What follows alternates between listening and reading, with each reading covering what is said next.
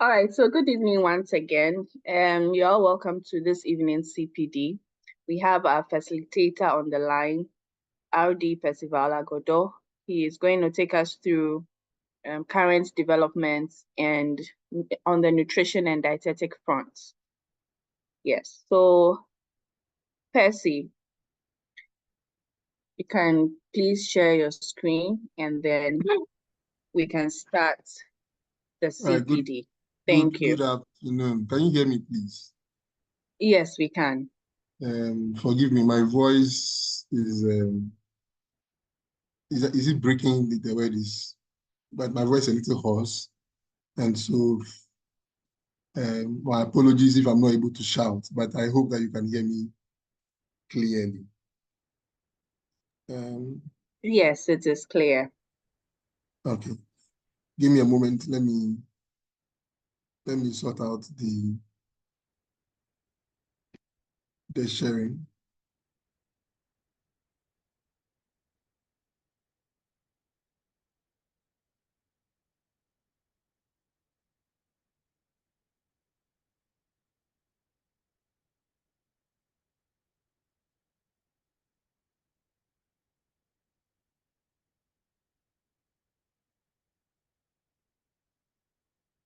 Oh,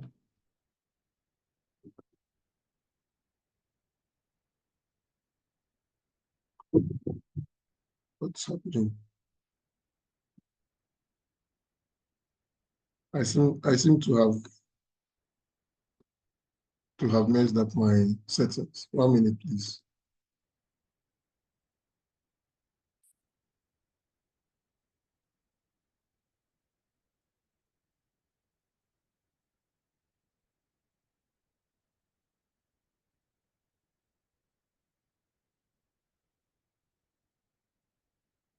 Okay, I see what is happening now.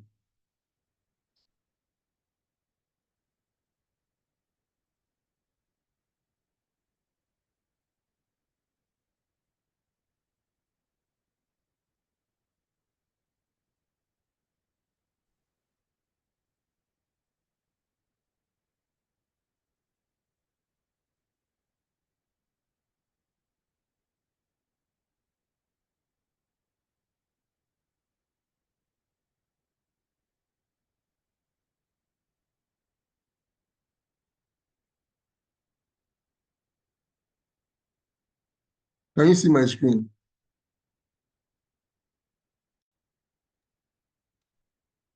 Not Hello, yet. Salam. Please. Hey, what am I doing wrong? I think I have so many things. Let me try and shut down a couple of things. Okay. Please give me like 2 minutes. All right. Okay, so as RD Dela sorts out his screen sharing for today's presentation, I'd just like to chip in that for the month July, we will be celebrating our National Nutrition Month. So if you are on any of our pages and you follow us on Facebook, Instagram, and X, you would have seen some posts alerting you to our celebration. So we are going to be focusing on kidney health.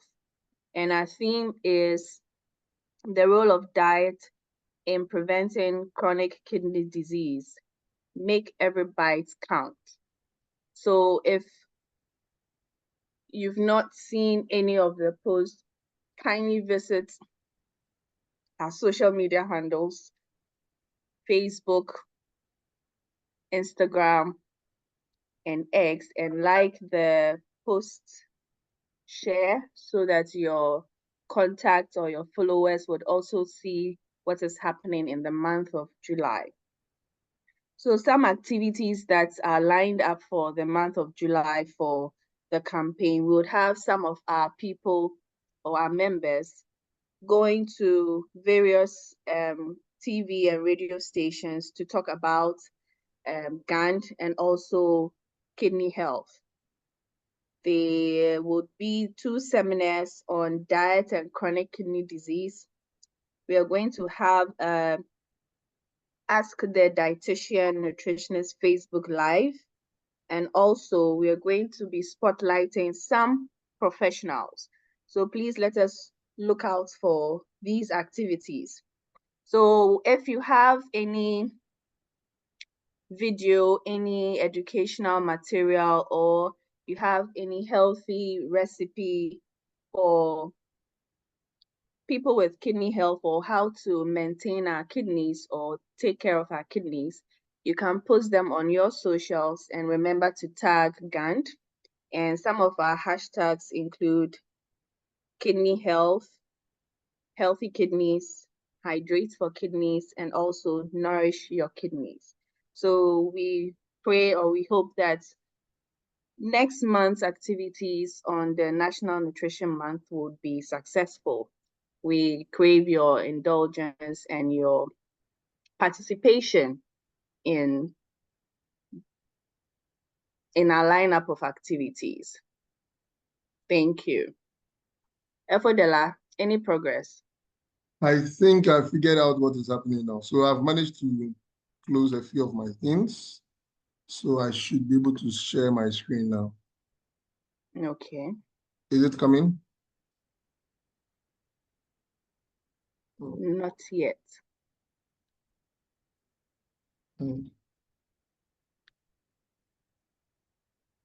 Okay. It should come now. Great. You should see a head with some vegetable in it. Okay. Thank you. Good. So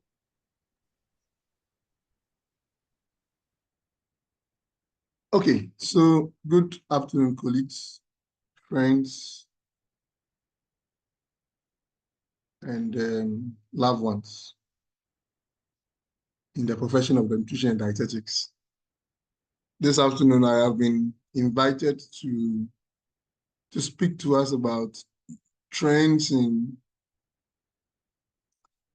nutrition and dietetics, across the world. I wasn't limited to specific locations, but I'm certain that the idea is for us to have a conversation around what is happening globally and then try to bring these conversations into the continental and national spheres.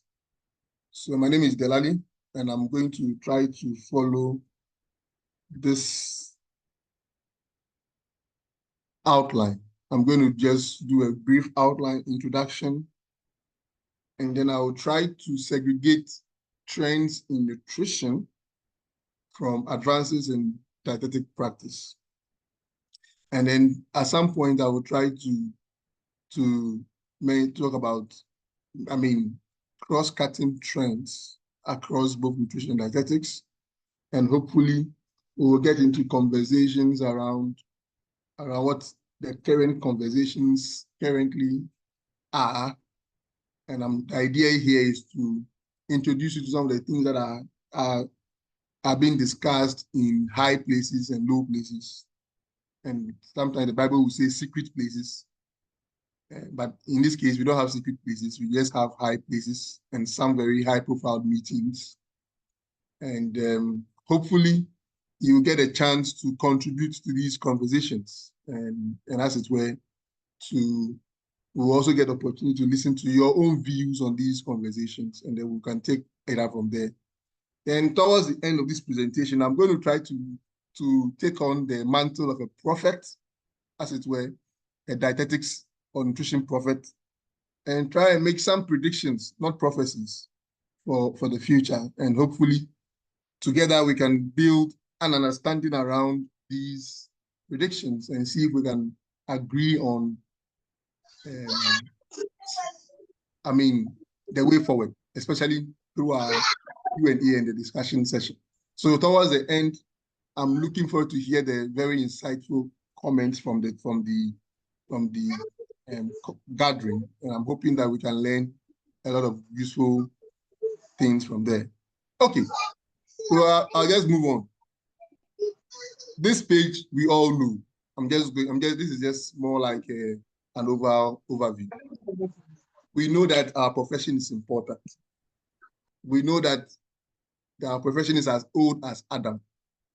We know that it's as old as Adam because when God was done, it says you can eat of all the fruits and all the trees in this garden, even though there were restrictions. So, but not this tree. So we have always known that our profession, which involves eating and eating healthy food, has been with us from the beginning of time, or from the beginning of humanity. And we've always known also that this profession is also associated with do's and don'ts. So we what we do essentially is to tell people what they should eat, which is a lot of things, and still there are a couple of things that we simply cannot eat. And in the end, what we end up having is that our profession aims at doing a couple of things, which I've highlighted on this slide, is to prevent diseases. So we do all the things we do in the hope that people do not get ill. And even if they do get ill, we use our profession, particularly the clinical component of our profession, to help manage the diseases and to ensure that they get better and recover from any malady that they may have. But then beyond that, our profession goes ahead to support healthy weight gain, healthy weight loss, weight gain, depending on what an individual needs. Our profession promotes a healthy gut because we are basically dealing with the gut from the mouth to the anus and everything in between. Our goal is to ensure that we have an optimally functional gut. And some of the things we do, whether we are acting in the nutrition space or in the dietetics or clinical nutrition space, we are also aiming to improve cognitive function. And we are all very much familiar with research that has shown that, within the first 5 years, in particular the first, we call it the first 1,000 days of life, if you are not able to provide appropriate nutrition for children in the first 1,000 days of life, that is the date of conception, the day they turn age 2, we can actually have very significant impairment in cognitive function. And that translates into mental health, even for us, for later life. So you are currently under stress and you are consciously and constantly, running into burnout, which can easily affect your nutrition intake and oral intake, and that can affect your overall productivity and function. So all of these things are components of what our profession does. Now, at the end of the day, what we seek to do is to improve the quality of life of the individual and population groups. So we do all of these things on a daily basis as nutritionists, as dietitians, and we are happy to do them because there is always joy in the professions, in the services that we provide to the people. However, I hope you can see this diagram clearly. The picture's frame is not too clear, but I hope you can see. So this book was published just last year, Myers and Foley, in 2023. They describe what we call the nutrition domain. Now, all you need to really understand from this chart is this, that in the healthcare continuum, there is preventive health. Oops, sorry. There is preventive health and there is reactive health. So by the time nutrition tends to be at the preventive end of the healthcare continuum. So what we are seeking to do at the preventive end is to prevent people from getting ill in the first place. Now, what is documented human weapons system, book or publication talks about is to highlight all the different aspects of health and show us how important they are in the continuum, in the healthcare continuum.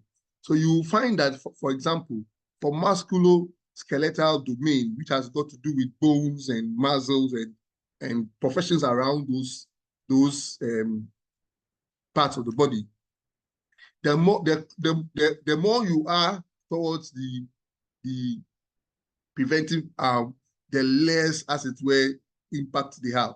But when it gets into the reactive arm, then you have a lot of people in that space. Now, the same can be said of the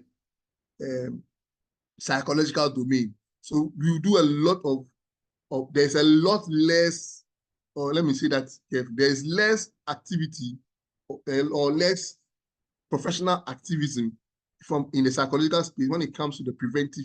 Yes, there's something happening, but most of the healthcare providers in the psychological domain tend to be at the reactive end of the scope of the healthcare continuum. In other words, we will only think about the psychologist or the psychotherapist or the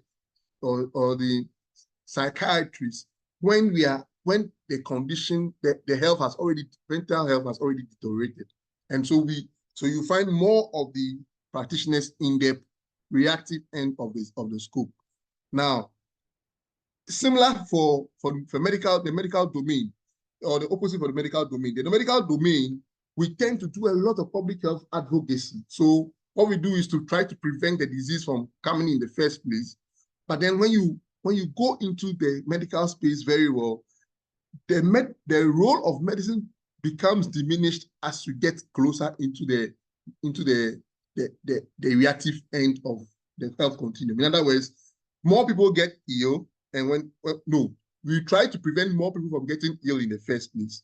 But when people do get ill, there are not enough medical persons to handle that. And so what the people we actually see in the facilities are less than we would do if we went into the communities, into the population groups. And so the effect of medicine is actually not as high in the preventive, in the reactive end of the health continuum as it is in the preventive end. Now, but there are two domains which are unique. And that the first one is the spiritual domain. It remains constant either in the preventive end of the healthcare continuum, all through to the preventive or the curative end, or what you call the reactive end of the healthcare continuum. Similar for nutrition also. In other words, what we do in nutrition for prevention remains relevant all through each phase of the healthcare continuum. So what we do for nutrition to prevent disease is important. And it's as equally important as what we do for persons who actually are diagnosed or admitted for malnutrition or nutrition-related diseases. So the relevance of nutrition is as important as the spiritual domain, except for these two domains in healthcare practice, in the holistic healthcare practice. All other domains, the medical domain, the psychological domain, the cognitive domain, and then the musculoskeletal domain, which is the domains around which all health professions are interspaced or are developed or are aligned. Nutrition remains a constant throughout life. Whether you are very well and you are preventing disease, or you are very sick where you need acute care. So the essence of this slide is just to demonstrate to us that our profession is simply one of the most important, if not the most important, because beyond our profession and spiritual domain of wholesome health, all other healthcare practice have limitations to the extent to which they are expressed in the total well-being of a human being, of a living person. So we should be proud of the profession that we are in. Our profession is not by any means subpar or substandard to any other profession in the healthcare space. In fact, the contrary is the case. Our profession of nutrition and dietetics, whether we are acting in the preventive space or we are acting in the curative or the reactive space, is equally important. It is therefore no wonder that several health workers outside of the nutrition and dietetics space, after their primary trainings in nursing, in medicine, in any other healthcare practice, easily migrate towards nutrition, because nutrition is the foundation beyond spirituality of life. And so we who are already in the profession should be proud of this, and we should keep our heads high when we are thinking of our profession. And this other paper from, in fact, this is just one of the an excerpt from the abstract. I want to read it out. It says that good nutrition enhances human performance, because they are talking in the sense of performance. But he says instead, these professionals should have nutrition strategies focusing on eating for health rather than peak performance. By striving for healthier, balanced food consumption, nutrition can be a powerful tool for preventive health. So we already know that nutrition is good for prevention. But this is what I want to really highlight, that the nutrition domain is actually a bridge to optimizing all the other aspects of all other domains of health delivery or well-being. So people are well, and let's keep in mind the WHO definition of health. Health is not the absence of disease. That's in 1996, that's the definition the WHO came up with. It's not the absence of disease. It's actually we say somebody is healthy when there's both physical, spiritual, mental, economic, social, harmony in a person, basically, this paraphrase. So all of these things are part of the things that make a person healthy. And nutrition is a key component in that space. That's what I want to say on this slide. Now, I always like this picture, and I like to bring it up always because it helps me it gives me the opportunity to do a self-introspection. The last time I showed this picture, I asked, is it the beauty or the break? But if you think about it again, you would see that we generally accept that our profession has two arms. There's a nutrition arm and there's a dietetics arm. Globally, that is how it is running. We understand that nutrition is one arm of our profession and dietetics the other arm. But the question I keep asking myself, what exactly is the difference between nutrition and dietetics? And if you followed the explanation of this diagram, which Mice and Foley have published only last year, you would get to understand that nutrition is important. It's a domain that is important throughout the healthcare continuum. So the question I ask, so yes, even so in the continuum, there is a preventive arm, which is what we will call generally the public health arm. And there's a curative arm, which we will call the clinical nutrition or the dietetics arm. Now, but is our roots actually different? That's the question I always ask. In my view, I do not think our roots are different, even though we generally accept, and we actually generally accept that. We also all say that the basis of nutrition and dietetics is nutrition. So the core or the foundational subjects for both programs is nutrition. But definitely when you go higher up into the stems, into the branches, there's that diversion between nutrition and between dietetics because of the scope of, or the focus of practice. Now, and I feel that there's a way to go around this to make sure that we can harmonize and maximize the opportunity for all our practitioners. So we can actually effectively stop majoring on our differences.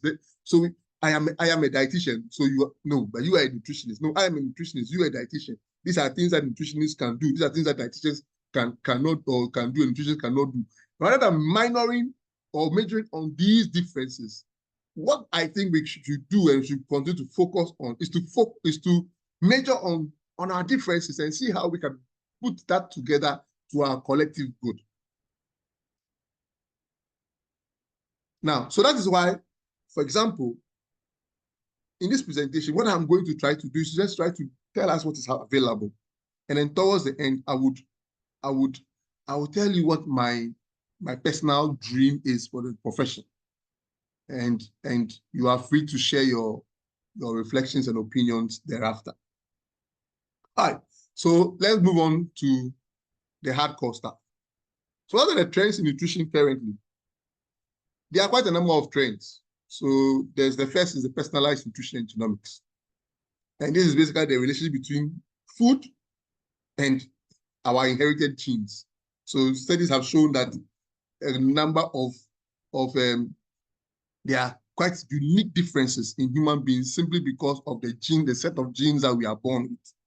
And this set of genes are either activated, potentiated, or deactivated by the nature of foods that we eat. And so a very special field of study has developed over time, which is now the nutrigenomics. And there are so many different branches of nutrigenomics that I am not able to mention them all in this presentation. But I'm certain that we can always explore them after here. But the key things to remember are the metabolome. What's the word? Metabolome. So we are looking at the complete set of small molecules, metabolites, which are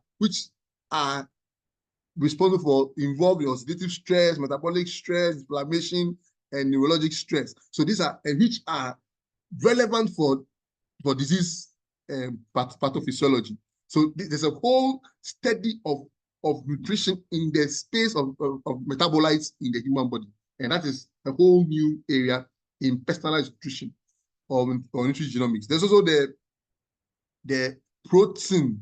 So there's a whole study on proteins because we have found, and that is how we all know, for example, that persons with celiac disease respond to specific proteins. So the whole study of nutrition that is looking at proteins. Allergies are also in that space. So the protein is a complete set of, and these are areas that we are yet to actually fully explore in the Ghanaian context. I'm not sure about Africa, but in the Ghanaian context, we are yet to fully explore. A few colleagues have started some work in this area, but there's still a lot of work that is going to happen. Yakubu, please, we can't hear you. Please, can you hear me? I don't know. Yes, we can. Yes, we can Perhaps... hear you. We have to maybe. I apologize. I have a sore throat, but I'm doing my best to be loud enough. So forgive me if you can't hear me, but please check your device. Okay. You are talking very loud, Dela. Oh, thank you for the feedback. I'm really shouting because I know my voice is kind of hoarse, but I'm glad you can hear it. So there's a full study. Nutrigenomics is an evolving, emerging field, and we have only scratched the surface of it. So there's a whole conversation about the epigenome. I mean, how the DNA is, DNA incarnation is happening, what the difference is. Because differences between individuals, even twins, has been found to show very significant effect on their disease progression in later life. And even transcriptions, basically RNA transcription is also another study, another area of nutrition genetic studies that is booming. Let me borrow somebody's word. So this is an area of nutrition that we cannot ignore as nutritionists and dietitians, because what that does is that nutrition has moved towards personalized nutrition, where we would have to be able to understand our clients and our populations at the gene level rather than the superficial population level. So we are going to move away from BMI and weight for age and MWAC, because those are very crude methods. They've been useful to us, but they are very crude methods. And we are going to have to go into the gene sequencing. We have to go into the synapses. We have to go deep into the DNA and look at the different transcriptions, whether the transcription was done correctly or not, whether there's an error somewhere, because that is where nutrition is going to. And currently, there's a full body of knowledge available where people actually do a genetic testing, and the dietitian or the nutritionist will have to now be empowered to understand what these results mean so that we can provide personalized nutrition. Personalized means that we say individualized nutrition in the past. We are individualizing nutrition care or the dietetics care. We are doing that. But this is beyond individualizing. This is actually going to, this is what is for you, because your genes and your and your biomarkers say so. And so that's a kind of a field of nutrition that we have only scratched in Ghana. In fact, I can say that with almost all sincerity, authority, or confidence. Yes, a few studies have showed up, but we are only scratched the surface. Okay, so the nutrition is moving in that direction. So a lot of our future programs may need to go into the clinical nutrition, as in the lab work. We need to get our professionals to look into the histones, into the DNA, into the RNA, and to understand basic genetic testing results and genetic counseling, so that we can be able to provide adequate nutrition. So that's one key thing that I want to highlight in this for this. Now again, like I said, there's several researches. I will skip this, and we are going to look at research that is yet to be done, or that is being done, and the methods that are being used. We've only scratched the surface. So exposure analysis, looking at the exposure to physiology, health status, behavior over a lifespan. In fact, in other countries, they have done, longitudinal studies that have followed individuals year on year and taken these biomarkers and constantly follow them up. I'm yet to be aware of any such study in Ghana, or which is domesticated for our purposes. So we are yet going to be relying on work from elsewhere. But that is research area that our own people can be interested in. I agree that some of these can be capital intensive and you need a lot of funding for. But we also know that you don't actually need to do research with your personal resources all the time. So if you have a good proposal, there are a number of funding agencies that are willing to provide at least a basic fund. Please, we cannot hear you now. Oh. I can still hear him. Yes, I can hear too. Yeah, I can also hear him. I can also hear. Wow. Please, we can hear. Okay. I'm glad you can hear. I'm really struggling with the software, so forgive me. All right. So what I was saying, Senam, was that, can you hear me now, Senam? But all right, I'm assuming that you can, but others can. So the methodologies that are available for these kinds of research, gut microbiome. At least I know one of our colleagues here, I don't know if he's on the call, who is ventured into some study around the gut microbiome. And those are all work that is trending. And the first world has taken a very giant leap in this endeavor. We may have to look into those areas soon, if not sooner, if not soonest. Now, and with that kind of personalized nutrition concept, this paper was published in there is academic nutrition dietetics, publication. So they've already developed a nutrigenomic care map, what you should expect to do to go through as a dietitian when you are seeing a patient with further personalized nutrition or nutrigenomics data. So we are already here. It's not that we are now coming to start. The world is there already, and we would have to begin to abreast ourselves with the literature that is available and do what we can in our own context as well. So from there, I'll move on to plant-based diets and sustainable nutrition. Now, there's another trending concept that affects our profession directly. So plant-based diets are basically diets that prioritize the individual and the environment or the planet. So another term for it is planetary diets, planetary health diets, and all that. Now the essence is basically this, that we are trying to reduce more of the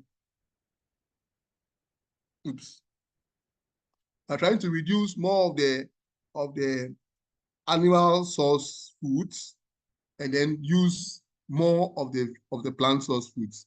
Now, you may argue that Africans have been eating like this for generations. I mean, as far as I can remember, my grandmother would tell you that when you're eating, you only eat meat. Children only eat meat when they need to.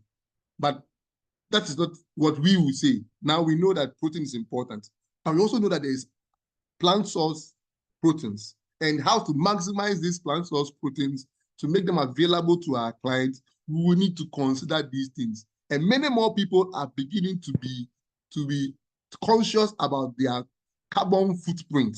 Now, that means their food choices and how it affects the greenhouse gas emissions and how it affects the ozone layer and the planet. So you would definitely meet a client at some point who has had the exposure to this concept of plant-based diet, who would want you to be able to advise and provide dietary guidance or nutrition recommendations based on a purely plant-based diet. And well, if you're fortunate to have a pisco vegetarian, then maybe you can add fish. But if the person is strictly vegan, you are going to the point where you will need to be able to know local nutrition or local food sources that can effectively provide greater than 75% of nutrient needs for your clients from the plant sources alone. And that is where the world is moving towards. Now, and the key components of the plant-based diet is focus on minimally processed foods. I mean, you take the food, you don't have to do a lot of process. So ultra-processed foods like the ones we have in our supermarkets and the like are beginning to be discouraged across the world globally. So many people now are even more conscious about where the food is produced, as in the food systems. And so I'm going to talk about food system transformation. People are looking at even the food system, how the food is produced, whether they are using the right agricultural practices, whether the practices are destroying the environment or regenerating the environment. So right now in the world, we know that many of our agricultural practices, by the time you finish a planting cycle or harvest cycle, you may not be the quality of the soil for the next cycle reduces significantly. And now there's global funding, a lot of research going into finding ways to improve that so that even in a small acre or a small space of land, you can continue to continuously and sustainably produce foods all year round without affecting the quality of the soil and the quality of the land. And the Netherlands is one country that has invested a lot of funds into these kinds of research. Other countries in Europe have also done similar, but the Netherlands have made it a very significant component of their national research strategy. So we are getting there. People are getting more and more conscious. So even when they get to the supermarket, they are looking at the product and they are like, this thing was harvested in Brazil, and it was harvested say 3 months ago. Sometimes many of the food we eat today were packaged sometimes 2, 3, 4, 5 years ago, and it is harvested with a lot of mechanization, and the mechanization uses a lot of fuel or crude oil or petroleum products, and petroleum products produces a lot of gases that affect the environment, so therefore increasing the carbon footprint for that particular food. And then you are going through that cycle, and that food product which is harvested is now packaged and shipped across oceans into our continent, into our country. All of that is the volume of carbon emissions that has been expended until the food gets to your table. So that's the understanding of the carbon footprint. So people are now getting more and more conscious. Well, you can argue that, well, you only get to worry about these things when you have enough food to eat. You have options to choose from. But by God's grace, the economy is working for many people now. I'm not oblivious of difficulties, but the facts are that people are getting more and more conscious of their actions and their food choices, which affect the environment. And so even food So they will prefer to buy what we will call organic foods rather than the inorganic foods. So organic foods basically means that they are buying foods that were produced without, artificial fertilizers, but with natural nutrients from the soil. So these are all part of it. In fact, there are actually research going on across the world where people are doing not just what we call backyard gardening, or they're actually doing windows panel gardening. So you just on your window, you put a flower pot or maybe a small pot or a can or a bowl with soil, and people are producing edible food from there. There's also research into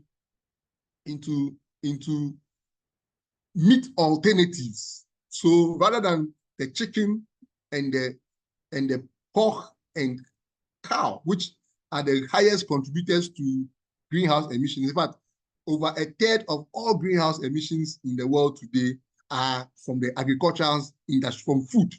So people, the world is moving into research into how to produce meatless meat. I'm sure you've come across that concept. Meat, which is produced from plant sources, but it's not meat. Oh, sorry, is somebody asking a question?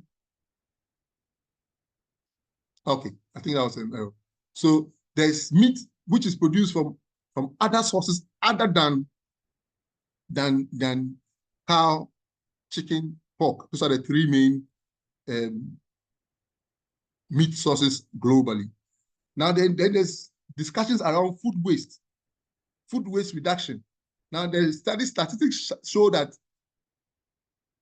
there is enough food to feed 9 billion people on the world, but 1/3 of the food is wasted.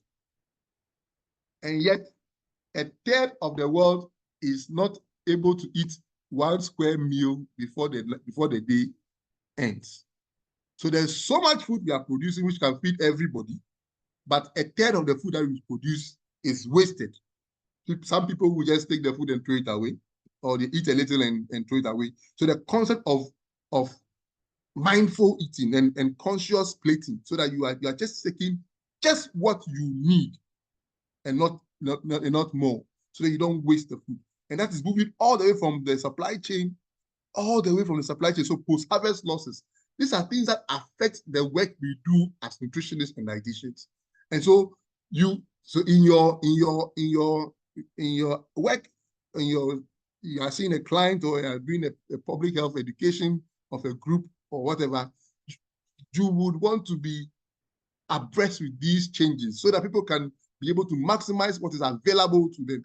And then there's also sustainable nutrition, in other words, so that we can always have enough for everybody to go around and it will be available. So these are all concepts that are happening.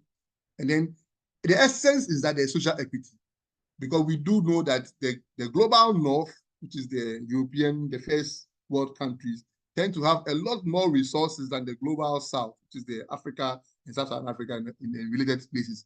And so the concept of the planetary health diet, or the plant-based diet, is basically to ensure that the world there's social equity. There's enough to go around everybody. Everybody gets equitable access to healthy food. Shall I pause and pick a question? Is that the sign? Della, please go ahead. Okay. All right. So when I share the slides, I've put the references in the notes, so you can always go back and read more if you want. Then the next concept in nutrition, the gut microbiome. So this is basically the collection of microbes, including bacteria, fungi, viruses, and their genes within our GIT. And studies have shown that these have the combination of our the formulations of our microbiome, the amount of bacteria, fungi, and viruses in our microbiome have both positive and negative effects on our health and nutrition. So it's a very complex web of things. So, and each individual's microbiome is different from the other. And so as we are getting into personalized nutrition, we are getting to the space where we would have to consciously know how to understand these concepts and interpret them. So the food we eat affects the quality of microbes which are available in our gut, both essential and both beneficial and harmful microbes. So there are beneficial microbes that break down your for example, your fiber intakes and convert that into oligosaccharides or other relevant metabolites. And there are also microbes that their presence will cause disease, or either their presence or the presence of their toxins can cause ill health. So that's a whole emerging field in nutrition, and which I would like to bring attention to. And the next phase is psychonutrition, nutrition and the mental health. So the impact of nutrition on our mental health and well-being. So nutritionists know that having a well-balanced diet, is that what we say, or adequate diet for the day is enough. But we also do know that nutrition is critical for our brain and our brain's functions. And especially when we are looking at areas of stress and burnout. I think we had a CPD on burnout one time, and in that context, how to manage.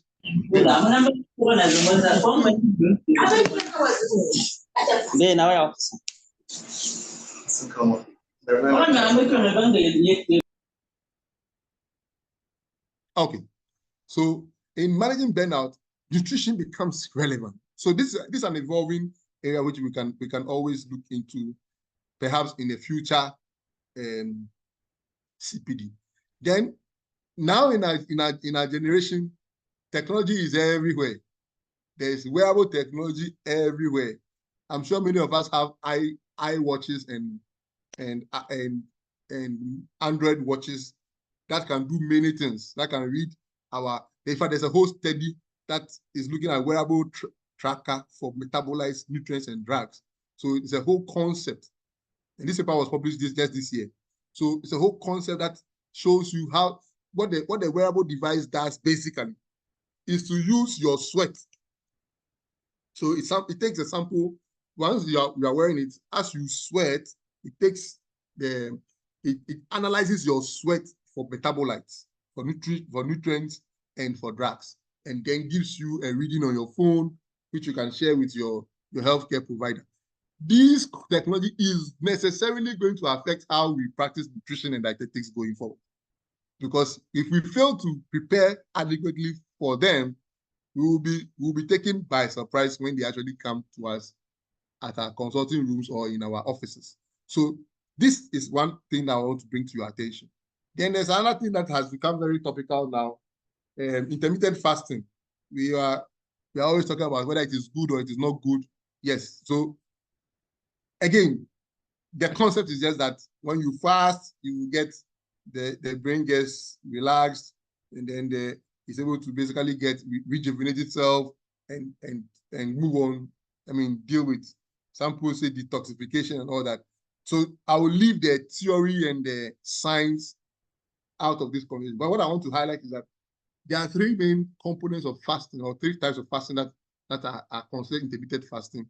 And generally, the evidence is pointing towards a positive effect on our health with intermittent fasting. So the general forms is the alternate day fasting. So you eat today, you don't eat tomorrow, and then eat the next day. So that is alternate day fasting. Then the other one is a 5-2 fasting. So you choose 2 days of the week out, which you don't fast. You eat the other 5 days. Okay, then there's a time you choose the fasting. So you're doing a 6 to 8 hour fast. So if you eat at 12, your first meal at 12 noon, your next meal will be at 8 p.m. and then you will not eat until 12 the next day. So that is the three main types of fasting. The effects, the research is showing that the evidence is positive, but for the short term, but we are looking between within 3 months. So I'm yet to see a paper that is suggesting a long-term use of intermittent fasting. If you have, please share, and we'll all be happy to review it. So at least there's some benefit, but the current understanding of the literature suggests that it may not be recommended for the long term. Okay. So I'll move into the advances in dietetics practice globally. The first I'll talk about is telehealth or telenutrition, teledietetics, or tele whatever you want. It's tele, and then you add the rest to it. At the end of the day, there is tele. And this is basically providing nutrition and dietetic services remotely. And what made this possible is COVID. COVID just opened our eyes to possibilities that we didn't know existed before. Even if we knew existed, our rate of adoption was very low. But COVID has taught us that we can do a lot of things significantly offline. I mean online and not offline. So we don't actually need to be present in person to actually get our work done. What that does, that it has some barriers. So it has some risks, but overall, the benefits outweigh the barriers or the risks. So you may not be able to have a physical relationship with your client, which is something that we cherish as professionals, nutritionists and dietitians. Yes, your clients. Well, we all know what these things do. You join a Zoom or a Google Meet or a Microsoft Teams or any other platform of your choice. And after the research suggests that the attention span of an adult is within the first 30 to 45 minutes.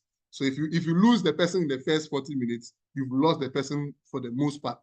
Unless the person is even if the person is extremely interested, the person will only come back and say, okay, what are you saying? So you want to attract or get your job done within the first 30 minutes to 40 minutes of interaction. And that's otherwise the benefits of telehealth far exceeds the barriers that come with it. Then, whether we like it or not, AI has come to stay. Whether we like it or not, AI has come to stay.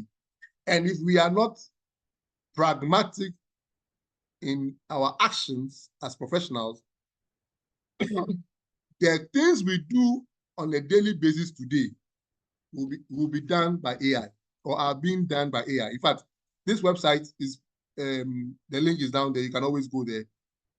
Speaks about AI in dietary assessment. And it moves beyond, let me just show you. So it goes ahead and uses personalized nutrition. It does a complete dietary assessment. It does food recognition. So you are holding your phone, take a picture of the meal, and then the AI is able to use its algorithms to estimate the quantities in the meal. So we are actually getting to the point where our practice will become so sophisticated that we can get down to decimal numbers of nutrient composition, at least plus or minus confidence interval of the nutrient intake of our clients if we use the right AI tools, which is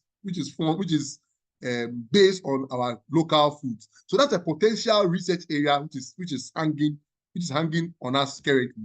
We don't yet have a database of Ghanaian foods that we can use to do that. In fact, there's some work which Dr. Gladys Iprabwatin has done in the past at the photographic atlas. I know a few people have also built on that. But so we are actually moving away from the photographic atlas and going into the use of AI. And there's research ongoing elsewhere, which I'm aware of, where all you need to do is just take a picture of the meal. Or when you go to the shop to buy, or you go to the restaurant and you want to know the nutrient intake, in the nutritional profile of the meal, just take a picture of it, or you scan a QR code and everything is, or if you take a picture, it does analysis and gives you firsthand in record time the estimates of nutrients that we use. And what we actually do is to use estimates. And people are actually getting very precise with these estimates with AI. AI, machine learning, deep learning. Machine learning and deep learning is moving beyond just the application of AI and going into the data set. There's a huge load of data that we have all collected, that we have all contributed to, that's available, that helps to understand the trends in population behavior, even for individuals. You can actually take one person, a case study, and look at their dietary habits over a period of time, and AI is available and is growing quickly to do that. So these are things I will call these disruptive technologies that are available, and they can easily influence how we practice our profession going forward. And the other concept that has become very relevant over time is the concept of cultural competence in our practice. So which is basically the fact that you have to be culturally sensitive in adopting the needs, in adapting to the needs and preferences of our clients. And that easily dovetails into shared decision making and looking at the client as a whole being and not as a statistic. So you see the client, and we are quick. Then what we are seeking. Unfortunately, some people do that. What we are seeking to do when the client sits with us is to quickly finish filling out the form and signing off and saying, "Here, go and do it." No, but looking at responding to the cultural needs and the differences and preferences of the client, and that will involve a lot of different components. So humility and sensitivity, I mean, dealing with bias, because sometimes we have that in our minds. Oh, the person comes, we once you're working with the population group and you identify the ethnic affiliation of a person, then the bias, how do we call that bias? There's a word for it. So it's we basically, I mean, oh, my English has just escaped. But essentially, we brand the person with our stereotype. That's the word I was looking for. So the stereotype, and then based on stereotypes, we tend to conduct our services, and that can be very problematic, especially in the multicultural setting that we have. So I, for example, I'm not married to an Ewe person, even though I'm an Ewe. So my children may speak their mother's language better than they will speak my own language. But when you see their names, you see an Ewe name, and if that stereotype can easily change, affect the way you deal, you stereotyping can affect the way you present information to them, and that may actually be culturally insensitive. So there are many people like that who cannot identify as one ethnic group. I'm just using ethnicity as one example, but there are other things culturally. So we all know how these things work. You listen because of our own cultural biases. We tend to bring that to affect the patient dietitian, patient nutritionist relationship, and that is a component of training that has become very relevant to look at. So now we are all looking at patient-centered care. The care is about the patient and not about the professional. So these are all trends that are coming up in our professional practice. Then the next phase is the evidence-based practice. So there's a whole document. In fact, there's a good set of literature available in the online for evidence-based practice. And essentially, we are just looking at using data or research that is higher up on the evidence scale, particularly the systematic reviews and meta-analysis. And rather than the lower quality researches like the observational studies and the cross-sectional studies and things like that. But what the point I really want to make is this, that evidence-based practice is not just dietitians or nutritionists in Ghana going onto the online platforms or the databases to look for evidence or to look for work that has already been done. It's also that you go and look for what is not if you are looking for information, say I have a client and the client has specific characteristics, and I am, by all means, the tenet of evidence-based dietetic practice is to encourage you to search the available literature for what you can do or what has been done, best practices elsewhere, which you may adopt and adapt to our context. And once you have done that and you have managed to treat the person with your adaptations and adoptions, it becomes imperative on you as a professional to share your successes and failures even with the scientific community. So I have a client, a unique case, a rare case, and I tried, when I went online, I saw that there are very few works that have been done in that area. And what I saw was a case study. So that's the only example of research I found, hypothetically speaking. And the case study suggests A, B, C, D recommendations or practices or interventions. And when I tried those ones, it did not work the way they described it. But when I did this slight modification to methodology B or C, this is the outcome I got, and I got a result. So that becomes something you can write up in a case study or in a scientific write-up, and also add to the body of knowledge so that the practice becomes better, because we are evolving our practice over time. And that is what evidence-based practice is. So it's a two-way street. The road where you go and get already done studies that you can review and use. And then the second way is for you to contribute to the evidence so that other people can also benefit from your practice and knowledge. Then the next thing I'll add is the integrative and functional nutrition practice. Now, this is a new concept, a concept that is, it's not as new as it's been around since 2010, 2011, but it's also catching up, where you are looking at the nutrition and dietetics as a whole systems practice rather than an individual practice. So you are looking at food and lifestyle, environment, physical signs and symptoms, the biomarkers, the systems, the metabolic pathway, and this integrative and functional nutrition in practice is largely one of the contributory evidence to the nutrition care process model. So we are actually doing them, but not exactly in its whole entirety. And as I speak, you can actually go to the eatright.org and actually get a credential for integrative dietitian. So it's a course, the integrative model 1. You can it's a paid course. You can follow through and finish that thing. At least that is where I know it's available.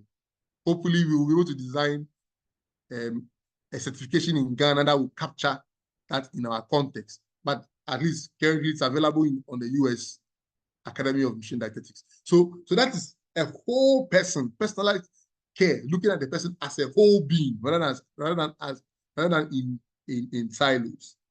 Okay. How are we doing on time? There's a lot to see.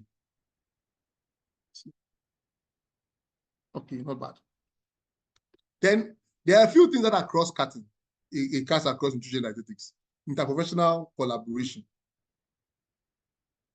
And let me just use this slide. So interprofessional collaboration, which deals with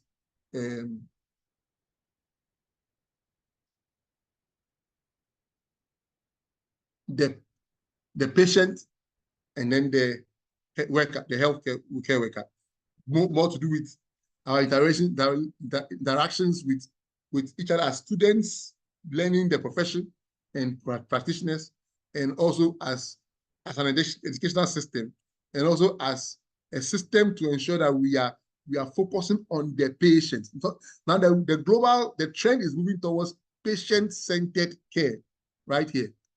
Patient-centered care and practice rather than professional-centered care. The word for that is paternalism. We are moving away from paternalistic care to a patient-centered care, where the professional is the one who do this, do that. without caring what the patient's care, influences or preferences are. But the global trend now is to deal with the patient at where their point of need. So if the patient comes with stomach, it is an issue that has to do with the stomach, deal with the stomach. You can identify other things, but you need the patient say so to intervene in those other areas. Some people are comfortable with their infirmity. They want to stay with it, maybe for various reasons. So you want to respect the patient in that space. All right. Then the other things I'll talk about is the distracting technologies. I've mentioned a few of them. So mHealth, so mobile phone technologies, they are now pervasive.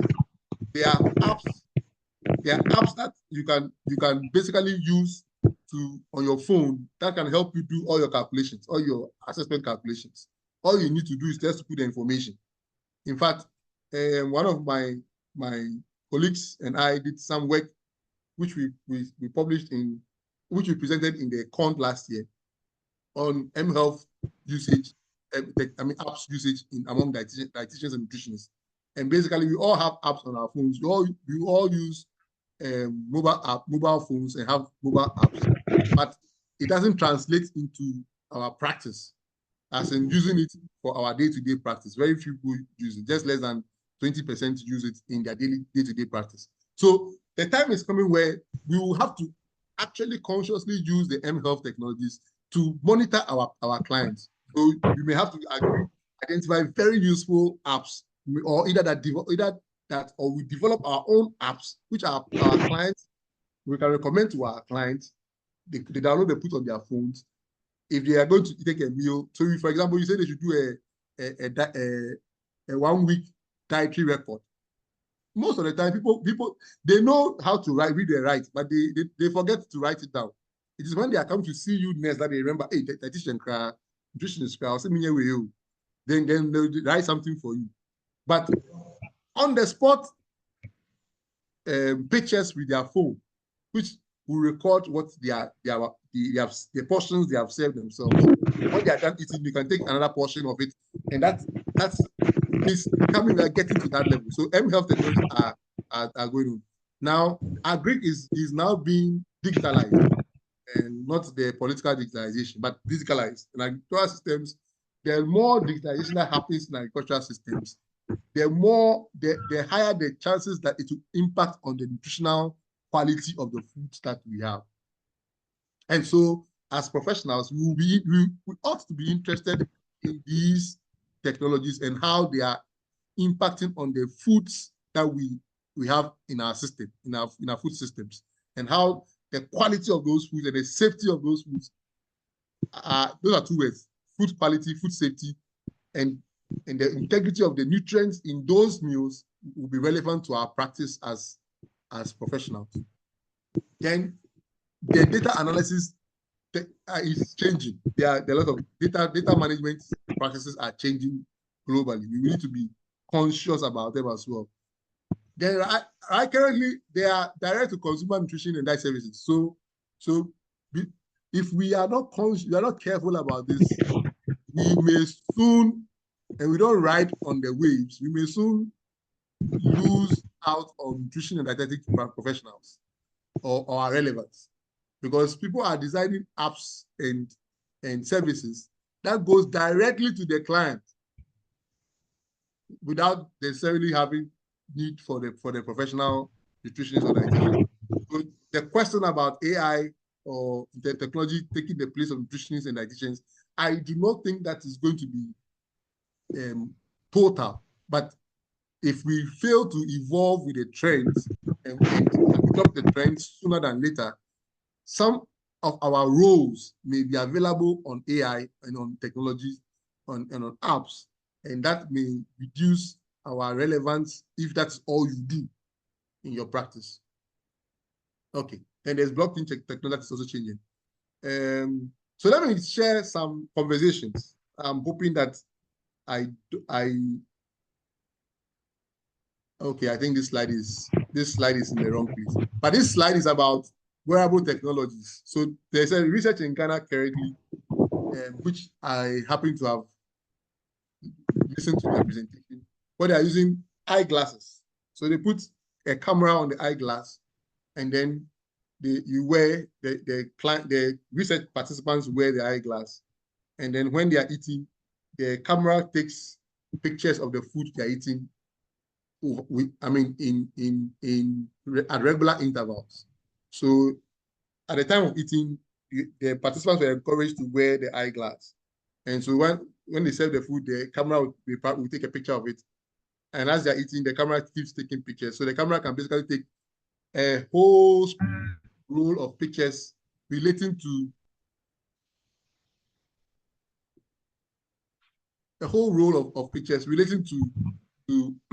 to that meal pattern or that meal session.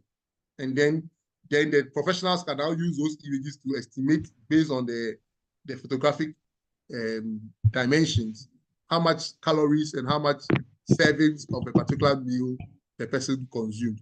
So that is research that's currently ongoing, and there's some similar one happening right here in Ghana. Okay, there's also research happening, the healthy diet for healthier living, healthier lives project, which we are all aware of, which is also talking about food systems and food environment and food policy to ensure that we are having the right food systems. These are things that affect our work, which inform our food-based dietary guidelines, which was only recently published last year. So we actually in a space where these conversations are shaping our practice, and we need to be consciously aware of them.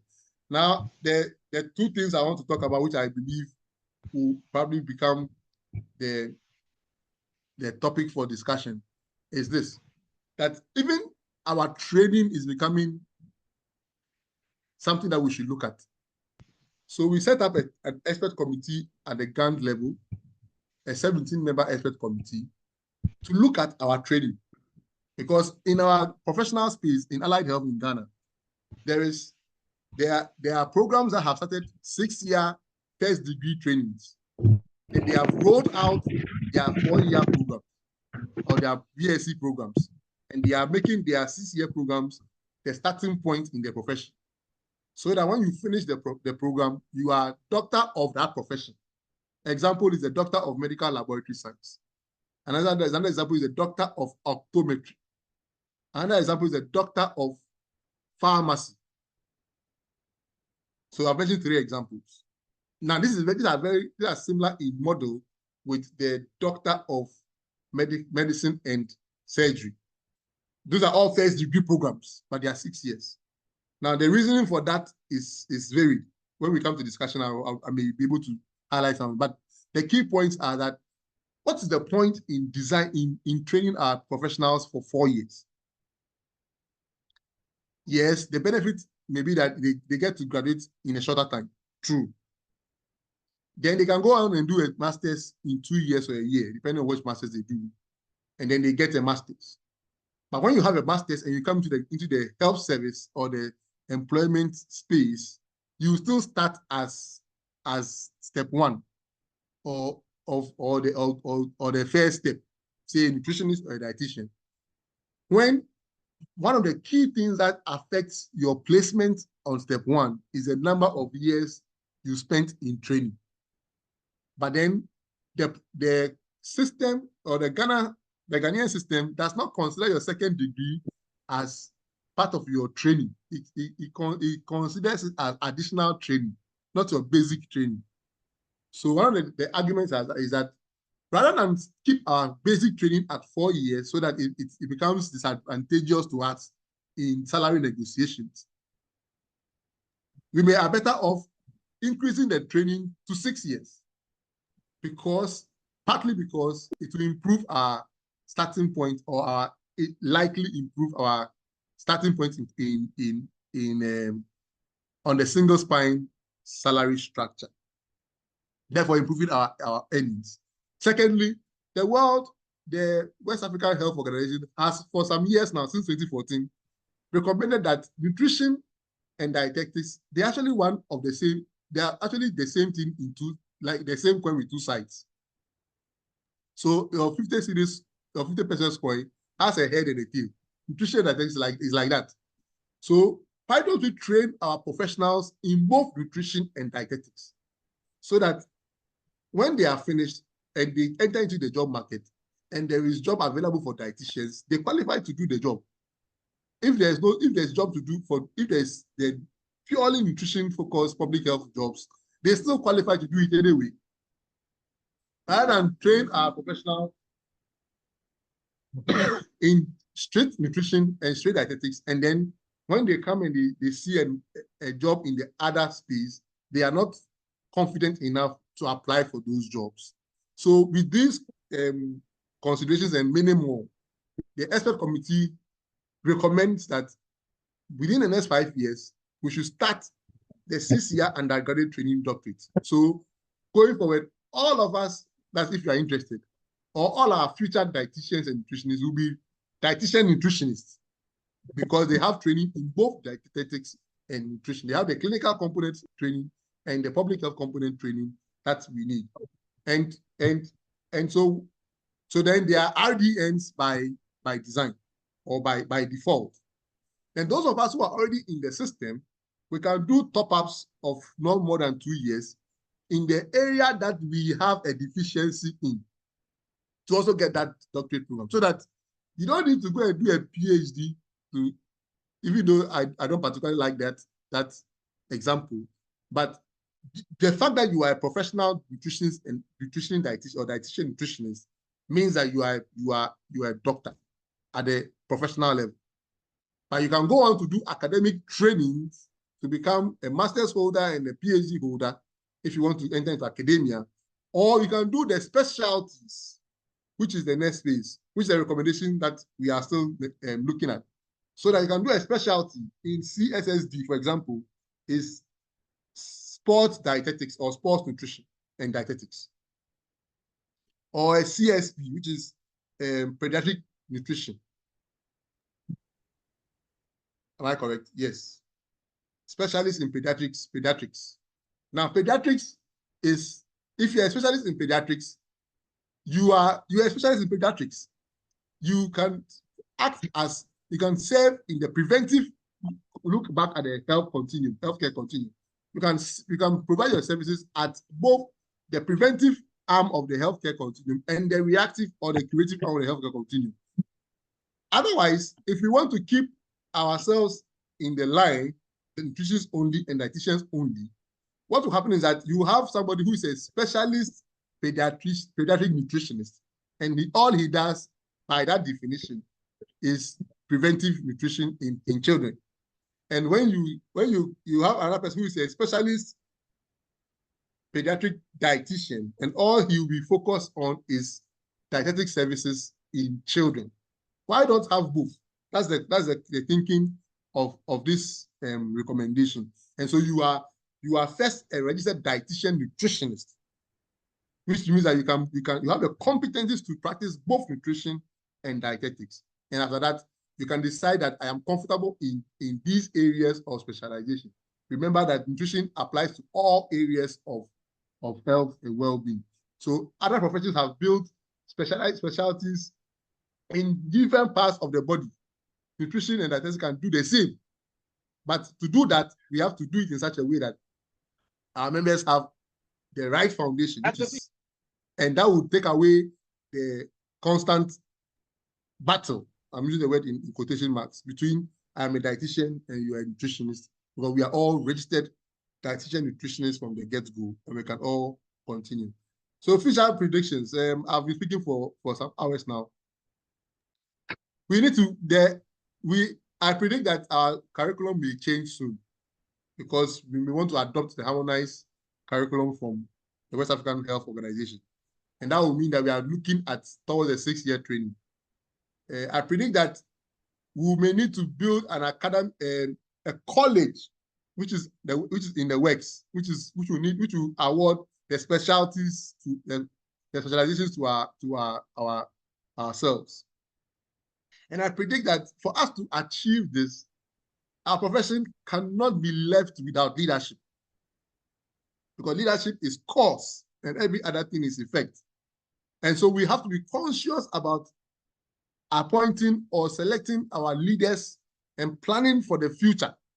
So we have a strategic plan, but we will have to strategically select the the persons who will push the shared agenda to ensure that we get where we are. So that when we now speak as a body, we can be speaking one voice rather than divided voices. And I predict that with this, if we come to that shared understanding, we may have to modify our professional credentials so that right now we have RD and RNUT, but not RDN, even though we know people who use the RDN.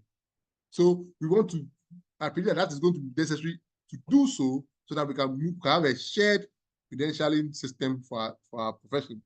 And then we should also be, I also predict that we will be developing career pathways that allows us, whether we are in Ghana Health Service or in private practice or in academia, to become consultants, just like I have here. So consultants, it doesn't matter where you practice, as long as you have the right qualification and the right exposure and training, you should be able to be a consultant both in academia, in industry, and in the healthcare system, so that we can all build our private practices and make the most money we can from our practice. Well, on that note, I'm going to just read a few quotes. Knowledge makes a man unfit to be a slave. I've shared my dreams and views with you, and I'm hoping that by the time we end this CPD, we will come to a shared knowledge, which will cause us to not qualify to be slaves to the system. But then we'll now use our shared knowledge to challenge the status quo and build for ourselves a system that will benefit our profession. And I've always liked Albert Einstein's quote. He always said that insanity is doing the same thing over and over again and expecting different results. I'm hoping that we can agree and disagree to agree to start doing things differently so that our profession will be the better for it. Thank you very much for your attention and your time. Over to you, Madam Moderator. Thank you very much, RD Della, for the presentation. So I'll open the chat and see the questions we have in there before I'll allow people to maybe speak. Okay, so Bright had a question. He says you should kindly explain the intermittent fasting again and how it relates to our health benefits. The specific benefits that the body derives from it. Yes. So if you can just answer that. Is that the only question? Maybe let me take a few questions. That's the only question in the chat. I suppose the other person, I think Sherry, would want to maybe ask it live. So once you're done answering Bright's question, she can unmute and then ask her question. Okay. So Bright, let me basically intermittent fasting. Well, is fasting is staying away from food for a defined period of time, and but then you stay away from food for a time, and you come back to eat again after that time, but then you go then in a cycle. It's a cycle of fasting and eating, and I'm saying that there are three major types. The first type is the alternate day fasting. So you eat today, but you will not eat tomorrow, and you eat the next day. So you have your regular meals today, but you don't eat your regular meals the next day. And the following day, you go to, that's 1 week. Or the 5-2 fasting. So basically, I'm fasting 2 days out of the 7 days a week. So maybe you decide that I'll eat these days. I'll eat Monday, Wednesday, Friday, Saturday, Sunday, but I'll not eat Tuesday and Thursday. That's still intermittent fasting. And then the time restriction is not a time. You're looking at using time to do the fasting. So you are doing a fast within a 24-hour cycle, where you are aiming at between 12 to 18 hours in a day. So you are eating, and the goal is to eat just around 500 to 700 calories in the day of fasting or within a 24-hour period. So the person may eat maybe say breakfast and skip lunch and then eat supper, or you may eat with time. So you eat at say 6 in the morning and then eat the next meal, maybe say after 3 p.m. or something. So that is a time-based or time-restricted fasting. The idea, the benefits in the research are varied. So there has been associated with weight loss benefits for those who are aiming to lose weight. There has been associated with insulin resistance, because it has been shown to manage the blood sugar levels and therefore help protect against the managed type 2 diabetes. That has been associated with brain health, which I mentioned, where it prevents the inflammation and chronic development of chronic or the oxidative stress from destroying brain cells. And it also has with increased physical activity. I mean, when people lose their weight, they're able to maintain their muscle mass, and then they're able to feel, particularly those who are obese, they're able to work and do better and increase their physical, perform better tolerance for physical activity. So those are some of the benefits. I don't know if I've answered your question. Right, I think.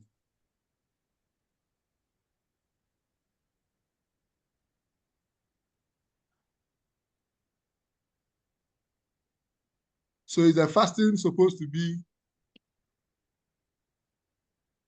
I see a fasting related question. Hamilton, is the fast supposed to be a total fast where you will not take in anything for the day? So not necessarily. So it depends on the type of fast. So if some people may do a dry fast, some people may do and then, like I said, there's for the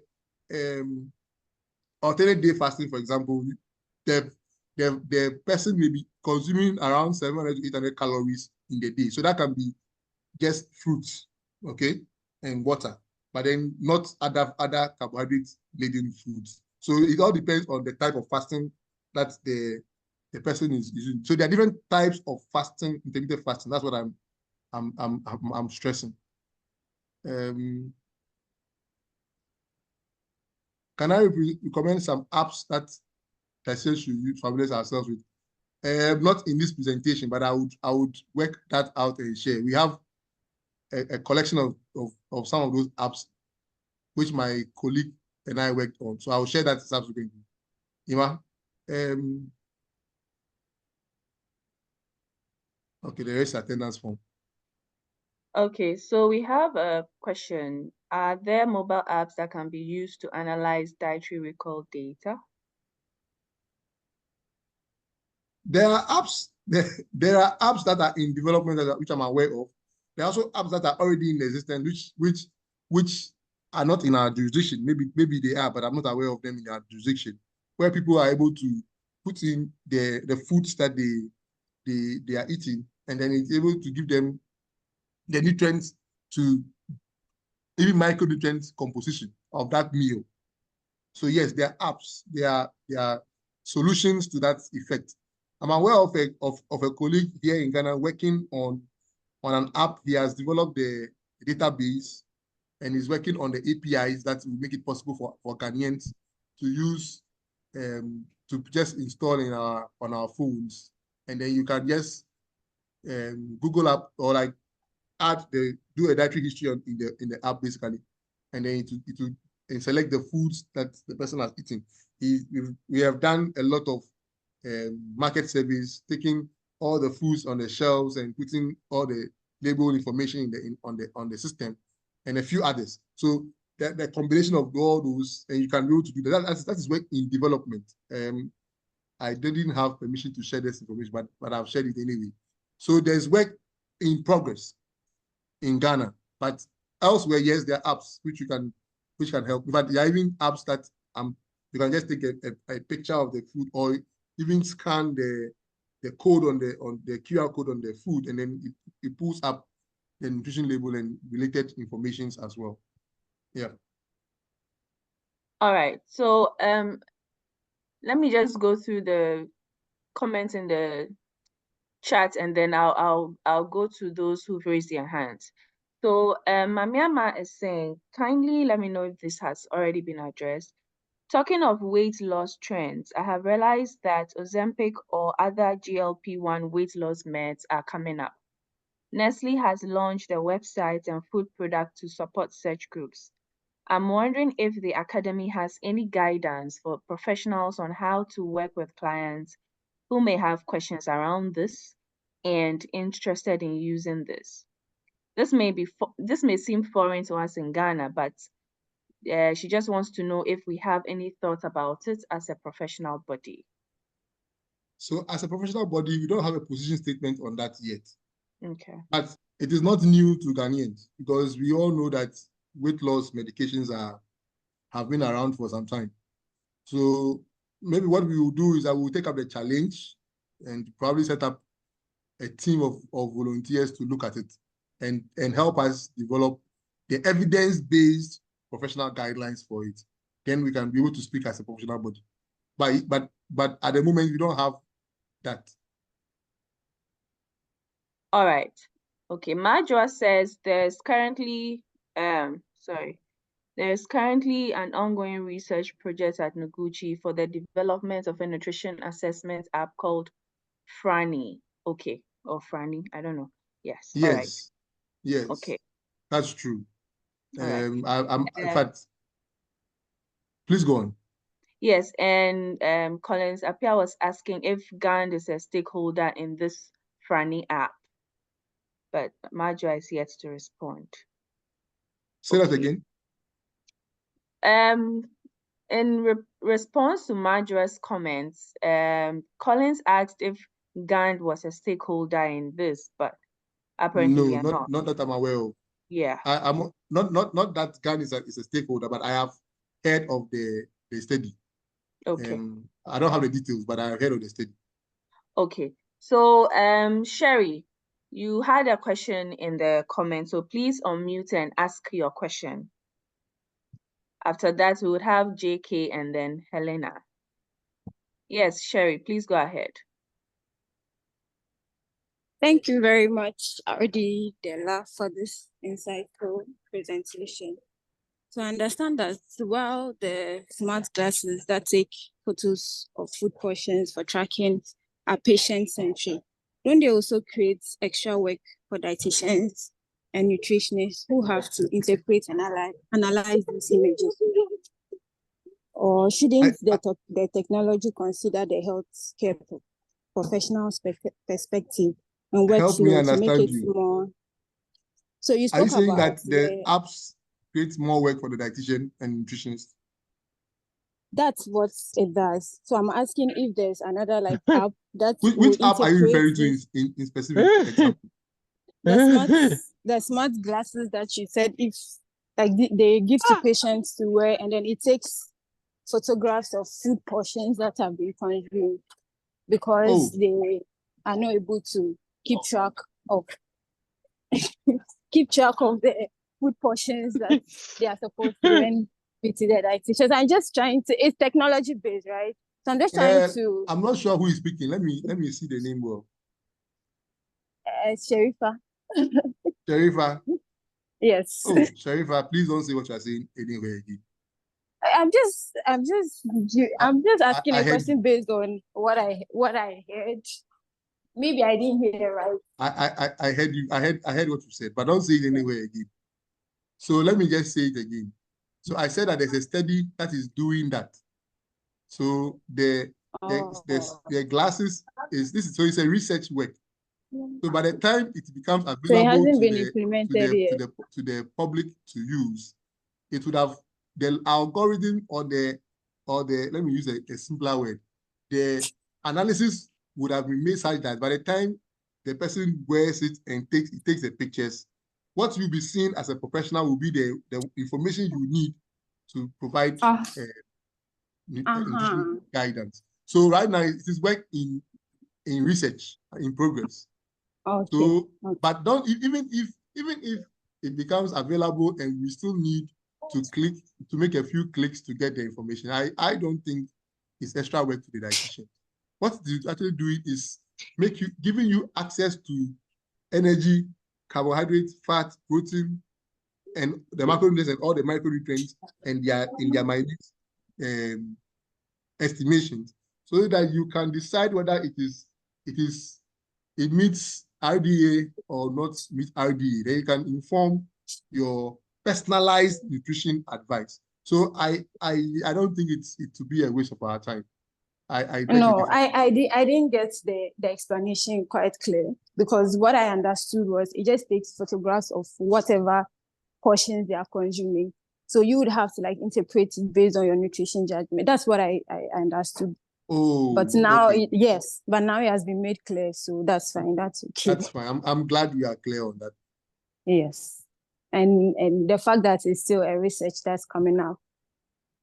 So yeah, Okay, I thought it has already been implemented and it's in use. So that's well noted. So let's have Thank you.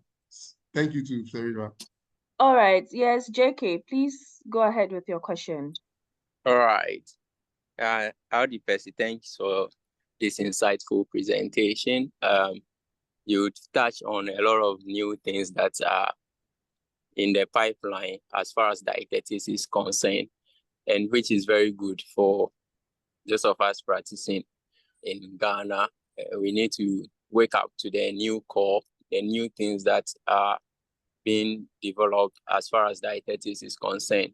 And then the most exciting thing I heard from you is patient-centered care, which is something that is not part of our practice, because we usually just chew whatever we want to tell our patients, and then we tell them and move on. But you made us aware of the patient-centered care, which I don't think people know the approach. They know it theoretically, but when it comes to the approach, it's quite difficult for some people to actually practice that when they know the patient comes to the hospital with high blood sugar, and the patient's main concern is not the high blood sugar, but a diarrhea that the patient is suffering from. It's difficult for them to actually tackle that with the sugar levels. So I'm asking, is GAN having any form of future plan in terms of maybe supervision, they move to hospitals and just try to supervise what dietitians are doing in their various hospitals as far as patient care is concerned and current evidence. Secondly, what I noticed is dietitians find it difficult to use the researches that they read and implementing them into their practice. So they know there is a research about this, but how to know whether to implement it in their practice or not becomes a very difficult challenge for them. So whatever they are taught in school is what they keep practicing. Even if the world is changing, they still keep practicing what they have been taught in school. So this presentation is actually a wake-up call for us to also know that things are really changing very quickly. And you mentioned about the teleconsult and all that. That's one of the challenges will be the population, because most of our population do not really know their anthropometry of health. Those who do the teleconsult, most of the time they have details of their anthros and anything that you would have measured in their mind, and the whole population is actually aware of their health. They take absolute control of their health. So when you are asking them questions using teleconsult, it's quite easy. So thanks so much for the presentation. You mentioned a lot of things, but I just want to confirm that things are really changing and we need to wake up. And the supervision part, I want to hear what GAN is doing about that. Okay, so Justice, thank you for your kind words. So for those who are not, okay, let me just say that Justice has the privilege to speak to us from the UK. So he is speaking from the experience in UK.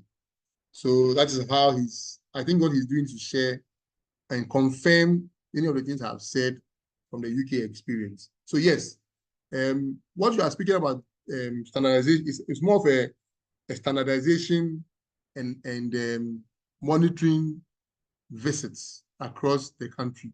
so that there's a professional or a set of professionals who are trained and standardized with a rubric or the standard to do one particular assessment method or one particular service. And then what you do is that these people will go around the country and then observe other professionals do it. So they are human standards who will now validate colleagues, more like a peer-to-peer evaluation. That's one way of doing it. I must say that the professional body has had some discussions around this at the Professional Standards and Practice Committee level. And but there are also real challenges that we must admit. There's some cost components to these kind of things. And so if you want to do that, you have to move from one place to the other. That is cost. And so GAN is working at that, but we are working out the cost component. Even beyond GAN, the Allied Health Professions Council, through its profession-specific committee, is also expected to do some of these standardization and validation visits, so that our dietitians are not and nutritionists are not independent of the state. So once you get your license, you've gotten your license. That is not how it works. So the essence of professional regulation and certification and licensing basically is to say that yes, you can drive. I always use the driving license, for example. Yes, you can drive. But the fact that you can drive does not mean that once you have the license, you have the license forever. Every 2 years, you come and renew the license. That's what we do, the renewals. But in other jurisdictions, a police officer can actually recommend you to go back and take a driver's test, or they can actually conduct a driving test on you on the spot, just to be sure that you understand the driving rules. So an MTTU officer can meet you anywhere in the country and stop you and show you road signs and ask you to interpret them, and you should be able to. So that's a validation process. It is work in progress. We have not rolled them out, but GAN is mindful of that, because that is what increases the quality of practice among our professionals. So professionals know that they can be evaluated by the professional body or professional colleagues at any time. And so how you handle your consulting room and your consulting experience with the client, and how you deal with, like you said, patient-centered care. The patient is interested in A and not B, even though you can clearly see that the patient's problem is B. But he wants solution to A. So there are standards to it. Emotional interviewing, motivational interviewing. There are ways to it, and these things are a process. And I can assure you that GAN is in that process. We've not arrived yet, no, but we are definitely in the process. There was something else you said which has just escaped me. Justice, I hope I've addressed all your comments. There's one more thing. When I remember, I'll speak to it. But let's hear other people. But you can put it in the chat. I'll respond to it. Over. Helena, please unmute and ask your question or make your comment. All right, thank you. Thank you for the enlightening presentation. My question is about intermittent fasting. So you touched on the evidence that it has shown to provide some benefits, for example, improving blood sugar levels in diabetics. So my question is, as a professional body, will we say that it's safe to recommend intermittent fasting based on the patient you're looking at within a short term, like providing short-term benefits, and then continue with a personalized plan for a diabetic patient, for example? My response is very simple. As a professional, as a licensed professional, please apply your professional judgment and autonomy in each case. It is not every client who may need intermittent fasting. So you have to make a professional call that my client needs it. And remember that it's an ethical profession. You have to practice ethically. If I am going to recommend intermittent fasting to my client, is it going to do more harm than good or more good than harm? If you can answer that question, then you can make professional call on that.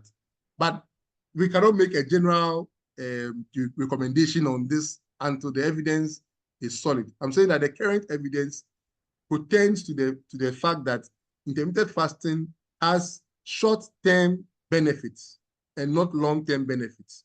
So if I have used intermittent fasting in a client before, okay, but that was because in my professional judgment, I needed to achieve some stability within 3 days.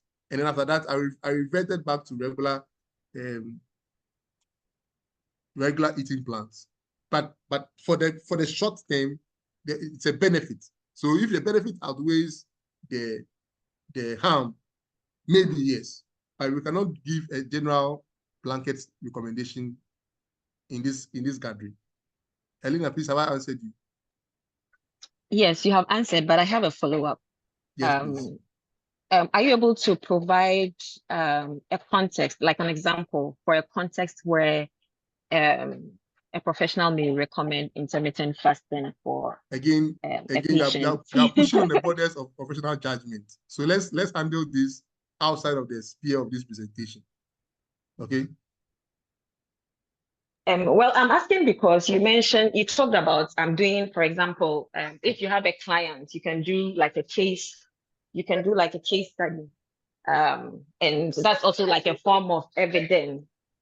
So that's what I'm saying, that what you are requesting is beyond the scope of this presentation. So let's handle it beyond here. Is that okay? Oh, because all right, I get that. That's a whole CPD on this phone. I guess I didn't hear that earlier. So I mean, for the purpose of this presentation, I'm saying that intermittent fasting is a trend that is coming up. But for you to apply it, you need to apply your judgment, your professional judgment, in a case-by-case basis. And now you're asking for the specifics of cases. And I'm saying that let's handle this post this conversation, and then we can address it. And I'm sure that the CPD committee will present. I'm just making a recommendation to the CPD committee that we can treat intermittent fasting, given the interest that's generated, as a major CPD event in the second half of the year. Then we can deal with the specifics. Thank you. All right, thank you. I'm surprised that the issues that I'm expecting them to generate issues are not actually generating the issues. There's one in the comments, but I want to finish with Julius Evame before we go to the one in the comment. So Mr. Julius, kindly ask your question. Oh. Hi, good evening. Thank you, Audi-Agodo, for such a mind-blowing presentation. So my question or concern is in line with what Audi-Amegashi had raised. So we have all this proliferation of emerging trends, new trends in diet, and they somehow threaten or kind of like encourage us to do more than we are currently doing. Personally, I don't know whether I should be scared or excited, but I want to find out from the point of GAND, what are we doing to safeguard the public in terms of policies? Because you would agree with me that already the policy area in nutrition practice in Ghana is very gray. Most of our facilities don't even have standard operating procedures. So when probably I'm in my facility and I'm telling a client that, oh, this trend is not approved by GAND, but because of the economic status, there's a dietitian somewhere who probably wants to make extra income and using some unapproved trends to manage their clients and all this. How does GAND hope to stem this, maybe in terms of policy or in terms of ensuring that people adhere to these things? Because I think even looking at our code of ethics, it is these issues are beyond our code of ethics. Thank you.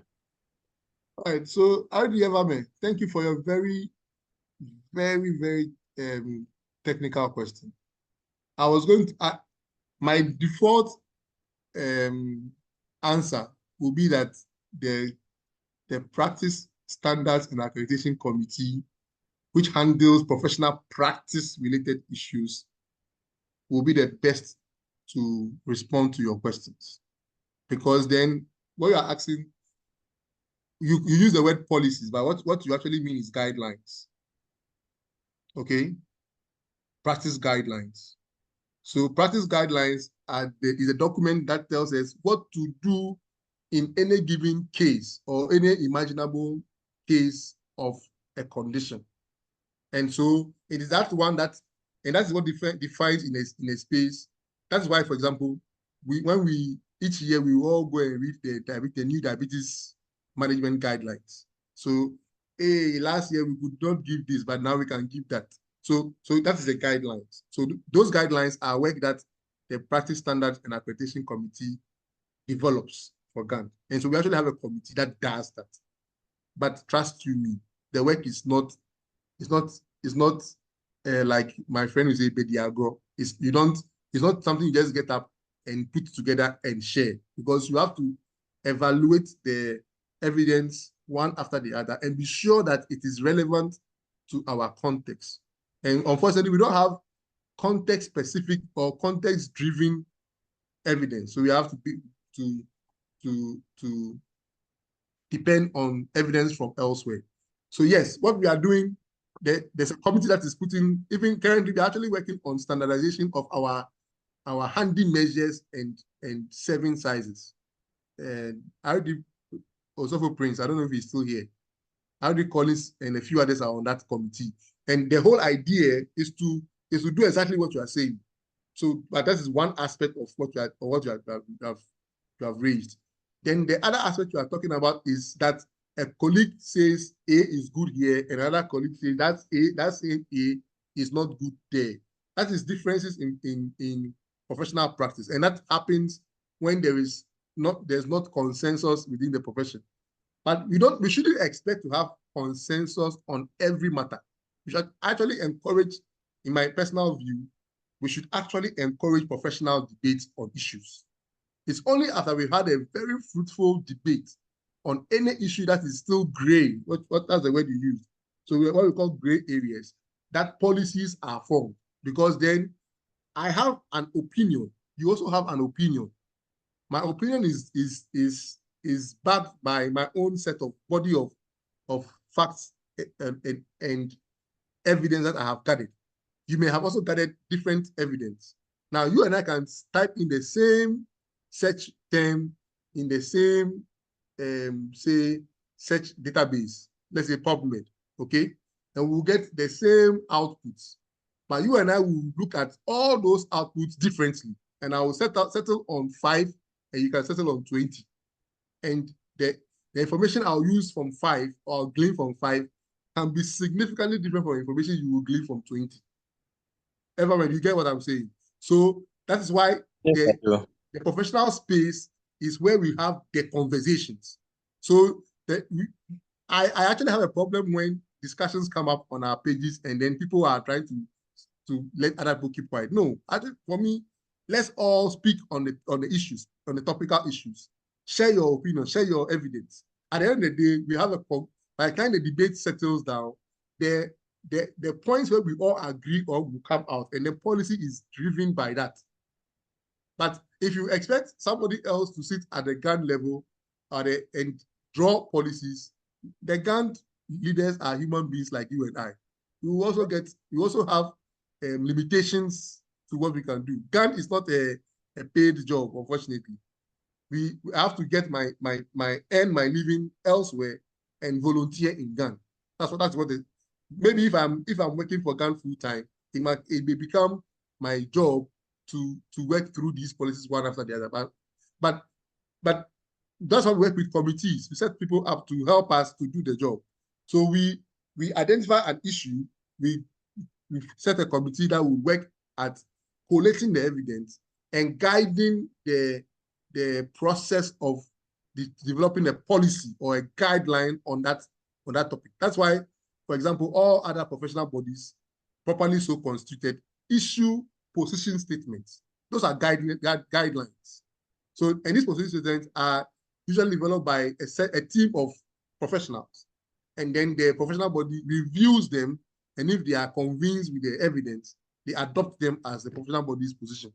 So these are things that, these are best practices elsewhere.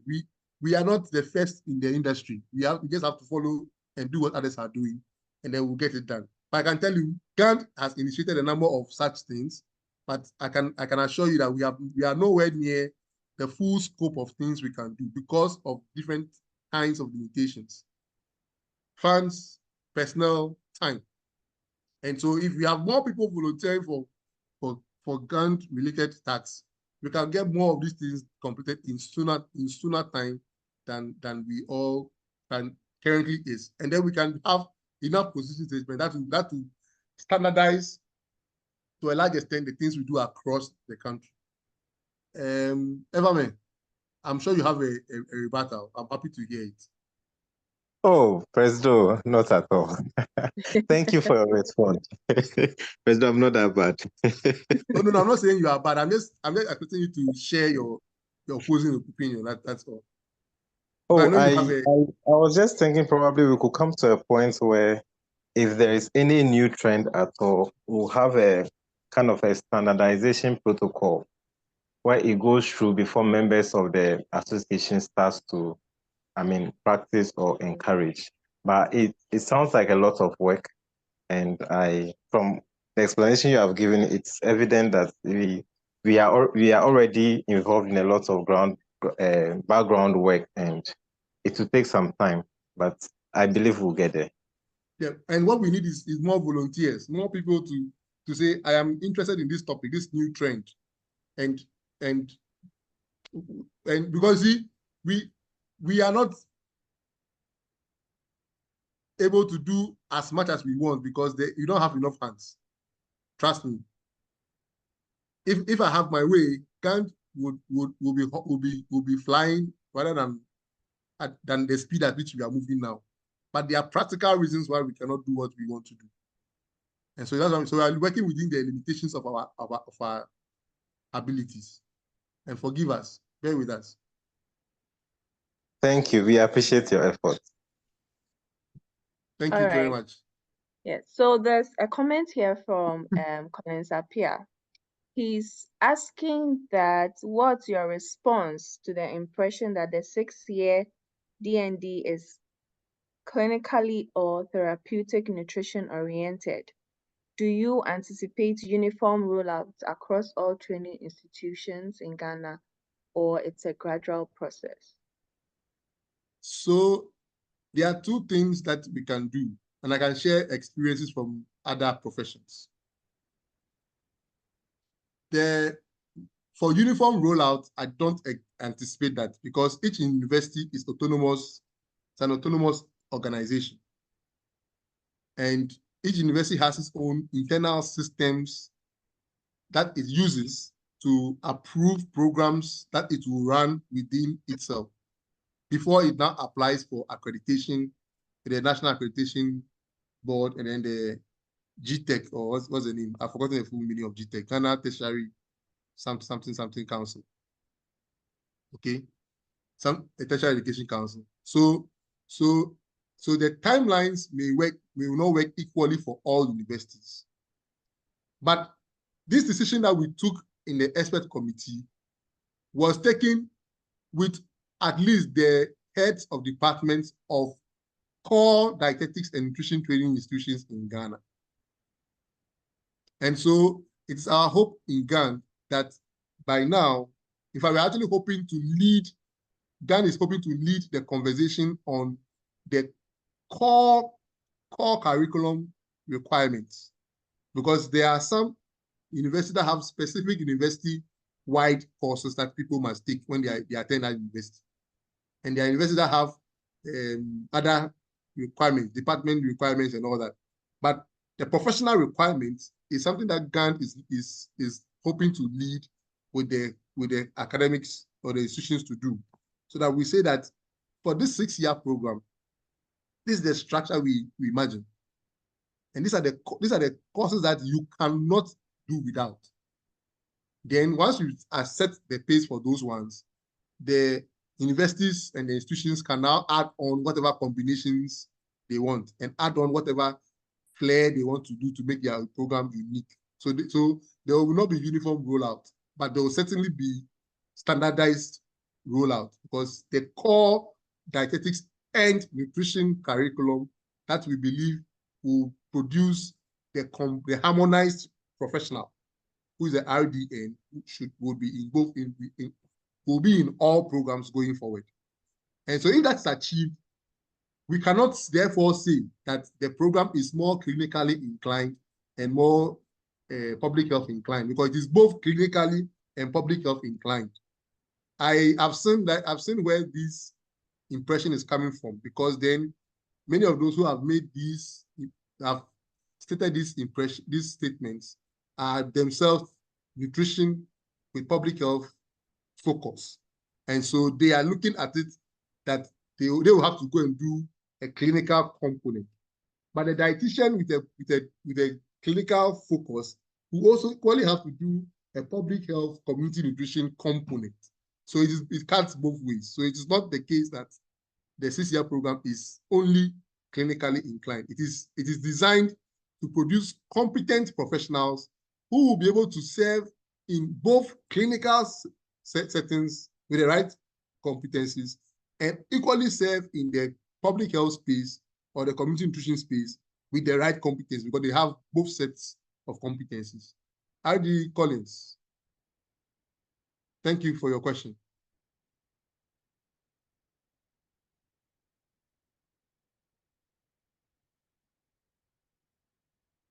Okay. I hope you can hear me though. Nobody is saying anything, so I'm not sure what to say. Okay, please, there's a hand up with Bright. So Bright, kindly unmute and ask your question.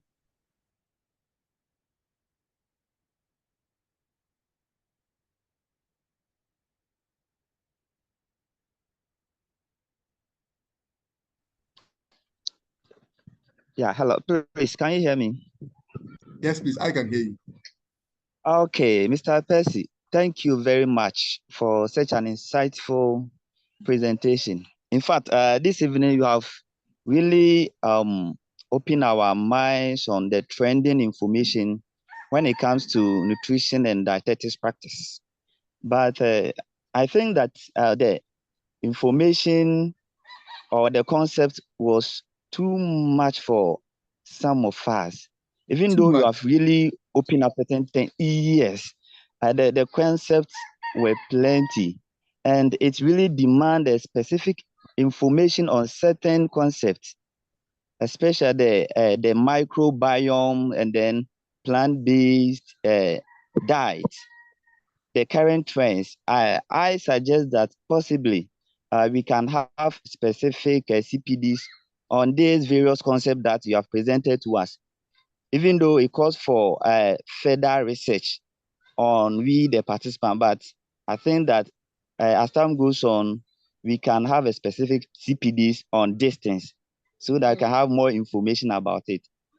I first asked question about the intermittent fasting and then the health benefit, because you couldn't actually explain so much about it. But when I asked the question, I think that we really dealt with it. And then two, concern the new reforms that is coming into our profession, the 6-year program.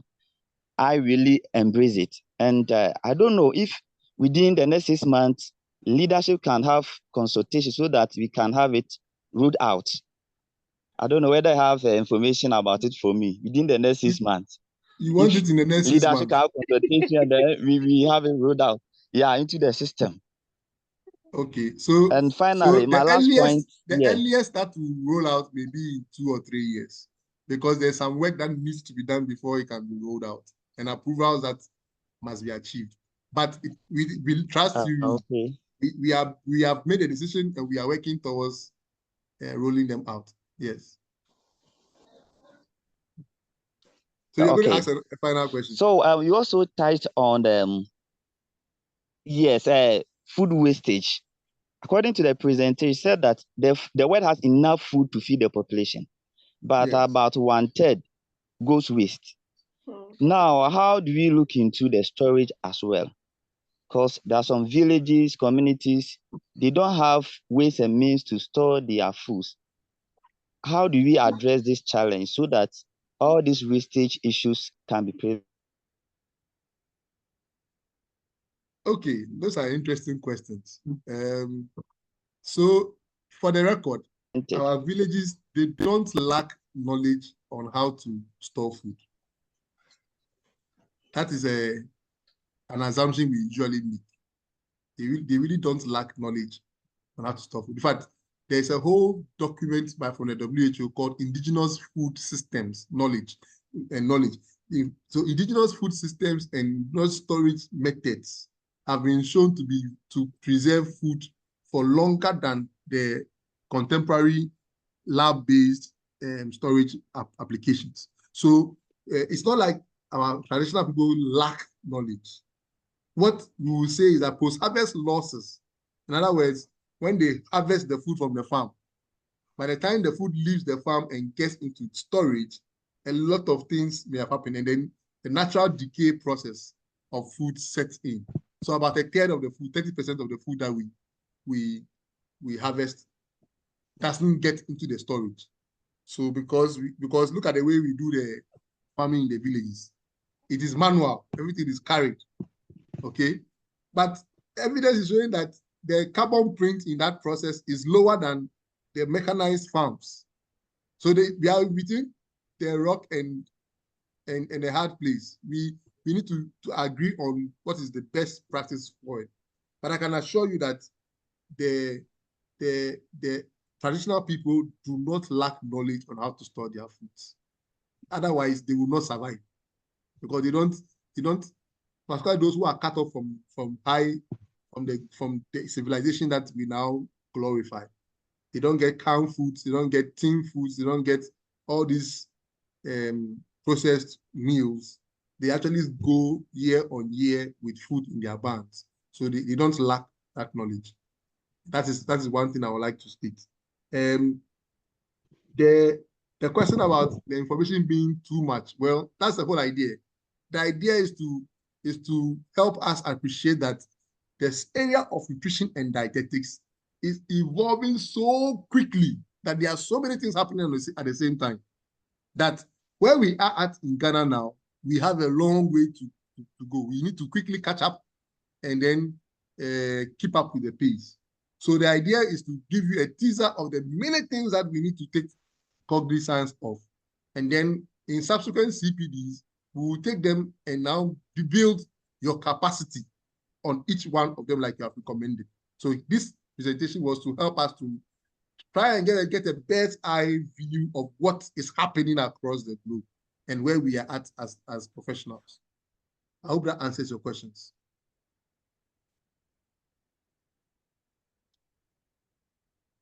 Right. I think you are answered. Yes. Okay. So I think we can take a last question from Prof. Aye, and then we can start rounding up. Prof. Aye, the floor is yours. Yeah, thank you very much. I'm sure Percy was not expecting a question from me. Anyway, I didn't intend to ask a question, but looking at the way things are going, I think I have to step in with a few interventions. Let me put it that way.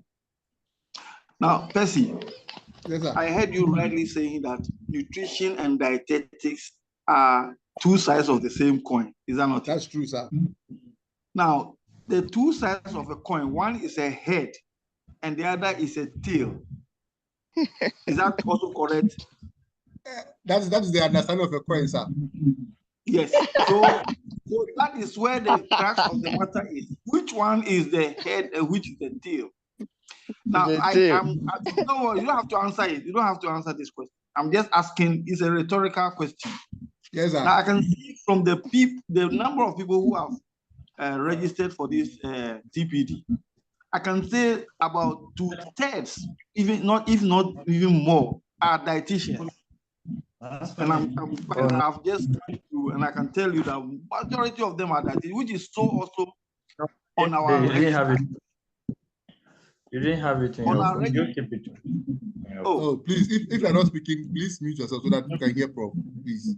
I said on our register, it's obvious we have so many dietitians as compared to the nutritionists. So the balance, the imbalance is already there. But the reason why I'm saying all this is that we need to be very circumspect in some of the things we are talking about. I'm a nutritionist, a very proud one. It doesn't mean I have no idea about dietetics, because our time when you are doing nutrition, you do human nutrition and dietetics, and you learn so many things about. You don't do the practical or the clinical aspects though, but you learn dietetics. Now, it looks to me like the emphasis nowadays is more towards the clinical aspects of dietetics. You may say I'm wrong, but every nutritionist who did human nutrition would have done some dietetics. But here we are trying to skew things towards the clinical dietetic. And it's fashionable. Yes, everybody wants to be a clinician. Go to the hospital. Everybody wants to be there with a stethoscope hung on their necks and parading the corridors so that you know that it's a clinician. That is the whole thing. And then carrying this in RD for us to know that I'm not against that. What I'm trying to say is that, look, they have to. That is why it has taken the other American and other societies to see that you have to come back to basics. You need the nutrition, a core of nutrition in the practice, in your training, so that you are balanced in a way. Okay? This is what is lacking in our training of dietitians. So if we want to go back and do that, fine. Because I don't have a problem with what we are trying to introduce in terms of 6, But you remember when we were having those deliberations, some of my colleagues expressed a certain caution that we should tread cautiously.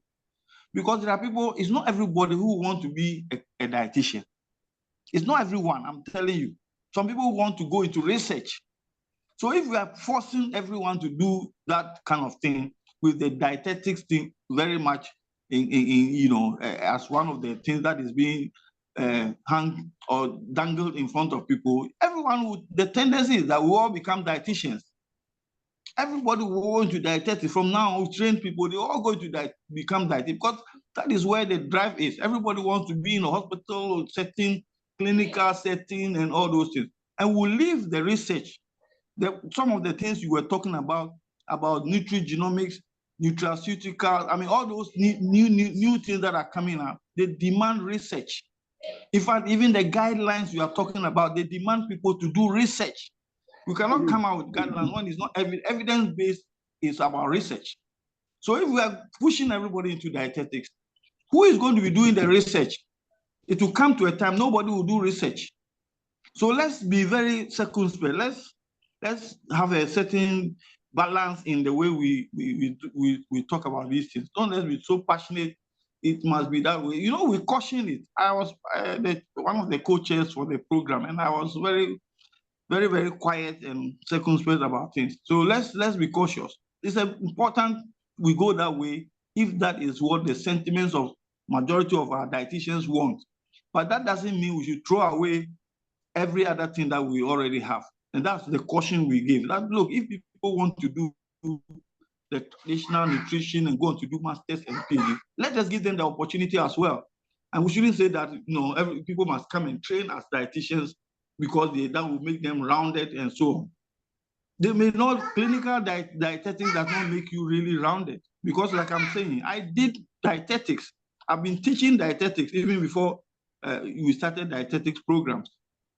I teach nutrition and dietetics as a human nutritionist.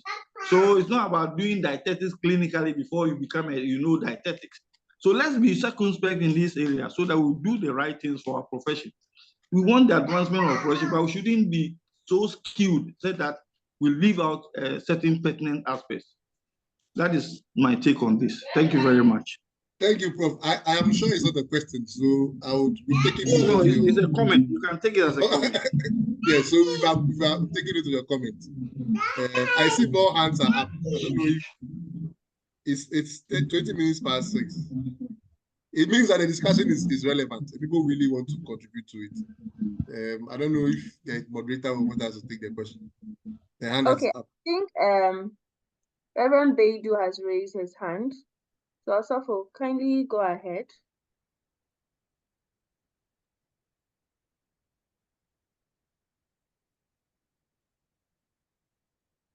Asafo Beidu.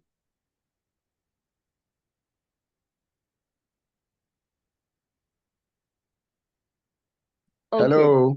Hello. Yeah, good evening. Good evening. Percy, great presentation. I think it's very, very, it has a lot of things for us to chew on. And I would commend you for being very balanced in the delivery, showing us what is at stake and where nutrition science is going. So I believe that the challenge you throw to us to be able to build ourselves throughout all the facets of the trainings we have. So the trends we are seeing in the American context, the Canadian context, and the trends we are seeing in South Asia and North Asia. It's all pointing out to giving grounding to people who study nutrition to be all round, getting the nutritional science itself and its clinical application. So I think that the vision for the next 5 years is good for us to be able to train in the all-round nutrition discipline so that people will choose where they want to major in practice. I think that is very, very, very important. And one thing that excites me also is what you said about the world moving towards specialty instead of generalization. So we are seeing that even in dietetics, you are talking about nutrigenomics, personalized nutrition. We are talking about specialists in preventive pediatric care and reactive pediatric care. Even in diabetes management, specialties are abounding. So I think that if all of us are trained on one score, like we are looking at harmonizing the training, it will help. So that after the 6-year training, I decide that I will only focus on cardiovascular. Then I move on. If I'll do further reading or further study, I can go ahead and do. But I think that all the importance of research, as Prof. Intimated, is key. And I know that there are everybody, or Uganda encourages everybody to do research, even at the first degree level. When you find yourself practicing anywhere, we encourage, whether you are at the community nutrition level or clinical, to look around and do some research. And that if you are a dietitian or nutritionist who have gone on to do masters or PhD, you are encouraged to do more research. So I think head or tail, whether it's at the first degree level or the higher degree levels, all of us must be encouraged to do some form of research in where we practice. It will all come together to help us. As the Standardization Committee of Ghana is trying to do a lot of work in standardizing our foods and recalibrating some of them that had research done on them 60 years ago. Let all of us come on board. Let's see like you presented in your second slide, the dietetic and the nutrition front is the offshoot of the same root. And then let's not see one as superior to the other or inferior to the other. Let's see it as we are stronger when we exhibit both sides of the nutrition coin. None of the sides can make us stronger. Let both sides work together. And I think that the nutrition profession will be the better as we go on. Thank you very much. Over, Dela. Yes, thank you very much, Reverend Beidu. I couldn't agree with you any more than I am doing now. Now that we are trying to close, more hands are up. So I'm a little conflicted now. But once people have raised their hands, I'll allow you to speak. Franklin. Yes, sir. Thank you very much. I would like to ask other countries like the UK, USA, and then Canada and Australia, they have this standard practice. But in here in Ghana, which one are we practicing, or we are just mixing them because they are kind of a little bit specific based on their guidelines. But here we choose to mix them, or do we have a peculiar one we are supposed to use? Maybe Ghana will have knowledge about that. So Franklin, your question is a good one. The answer is actually quite simple. At the moment, Ghana is in the process of developing its own national guidelines. And mind you, it's only last year that the country launched the food-based dietary guidelines, which is also a guideline by itself. In the UK, they have the Manual of Dietetic Practice, and they have nutrition guidelines for different management of different nutrition circumstances or situations. And so those are advanced practices. We are not there yet, but we are in the process. So that's why the committee that Reverend Dr. Asiedu chairs is the Professional Standards and Accreditation Committee is working on these guidelines. So in the near future, when we have settled down well, these guidelines will be available and will be reviewed regularly. And all of us will get to use these guidelines to inform what we do for our country. But you see, understand that these guidelines don't come out of the blue. They come out of research. And when we don't have homegrown research, we will end up using adaptations of researches done elsewhere.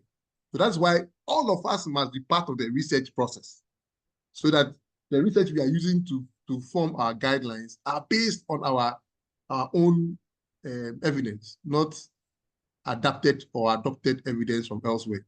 So right now, currently, Ghana, most of the practices we have in nutrition and dietetics this is my general observation, tends to borrow from the UK and the US mostly, and then occasionally from Australia and elsewhere, but usually borrows from the UK or the US. So depending on the institution where you are trained and where the institution has affiliations, you are likely to have a bit more of the UK training or a bit more of the US training. And if you come to Ghana, we tend to have a blend of both, because we are learning from those who have already taken the lead. We don't have to reinvent the wheel. We are learning from them, we are adapting it into our system, and we are moving forward.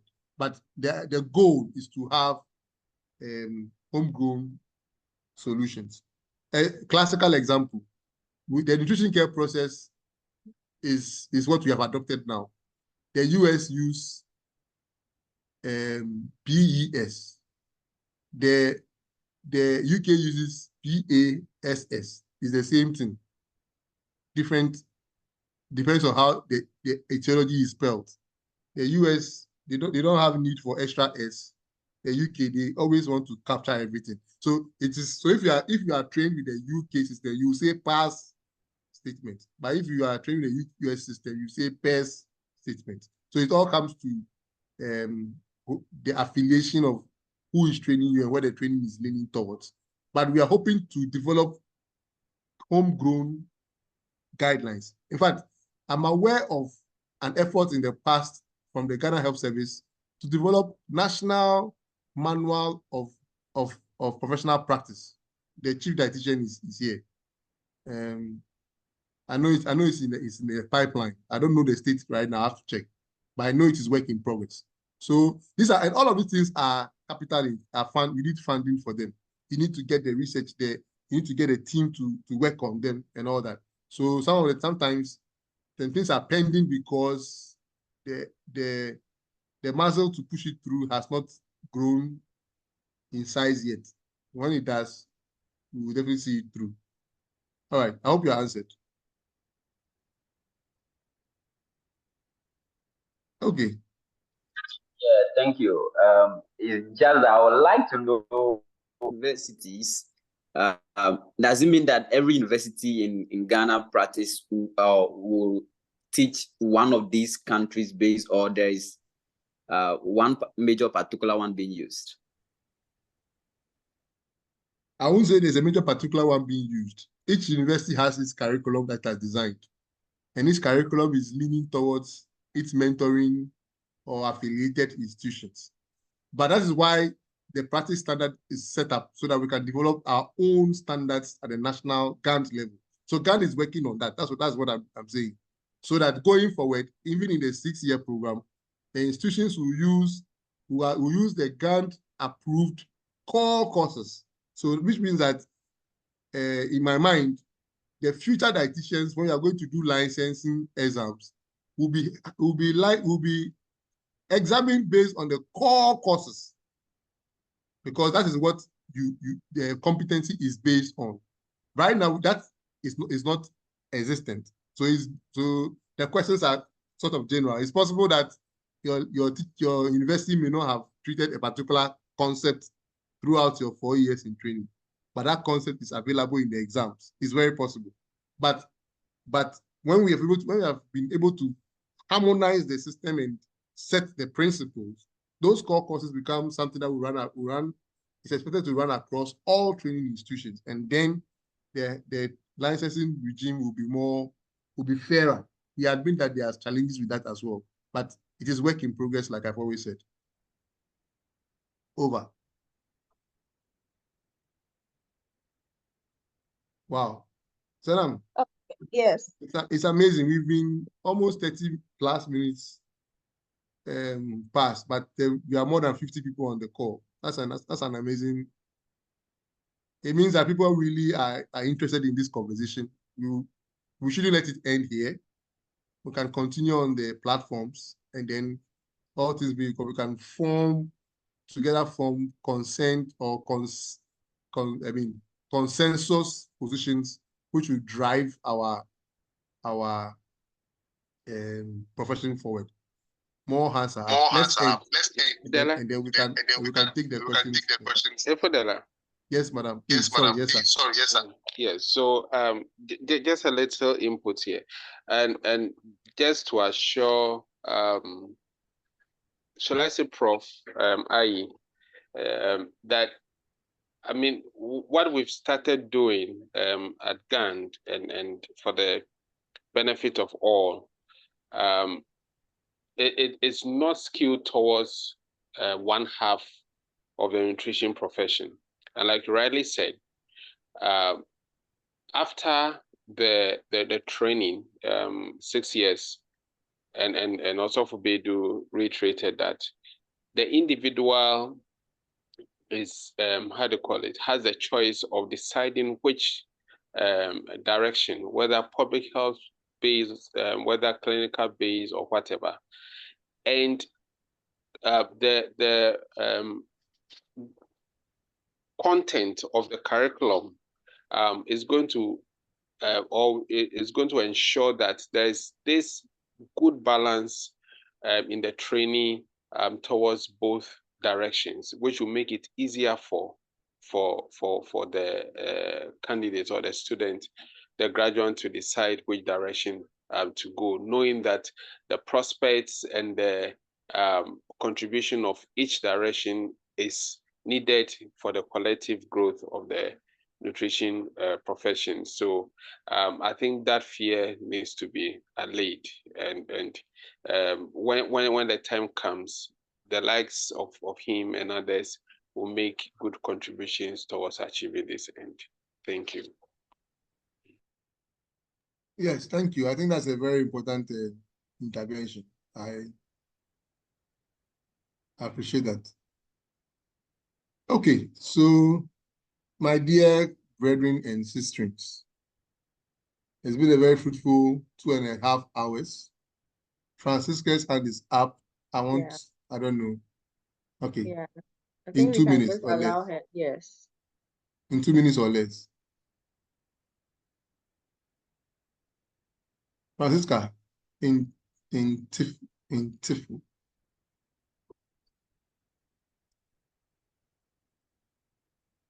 Hello, Francisca. Madam Francisca, kindly unmute and ask your question or give your comment.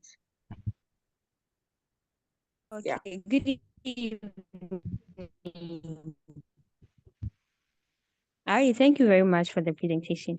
I overheard something during the presentation. I just want to be sure. Okay. I heard you answer a question that spoke about AI that you see in our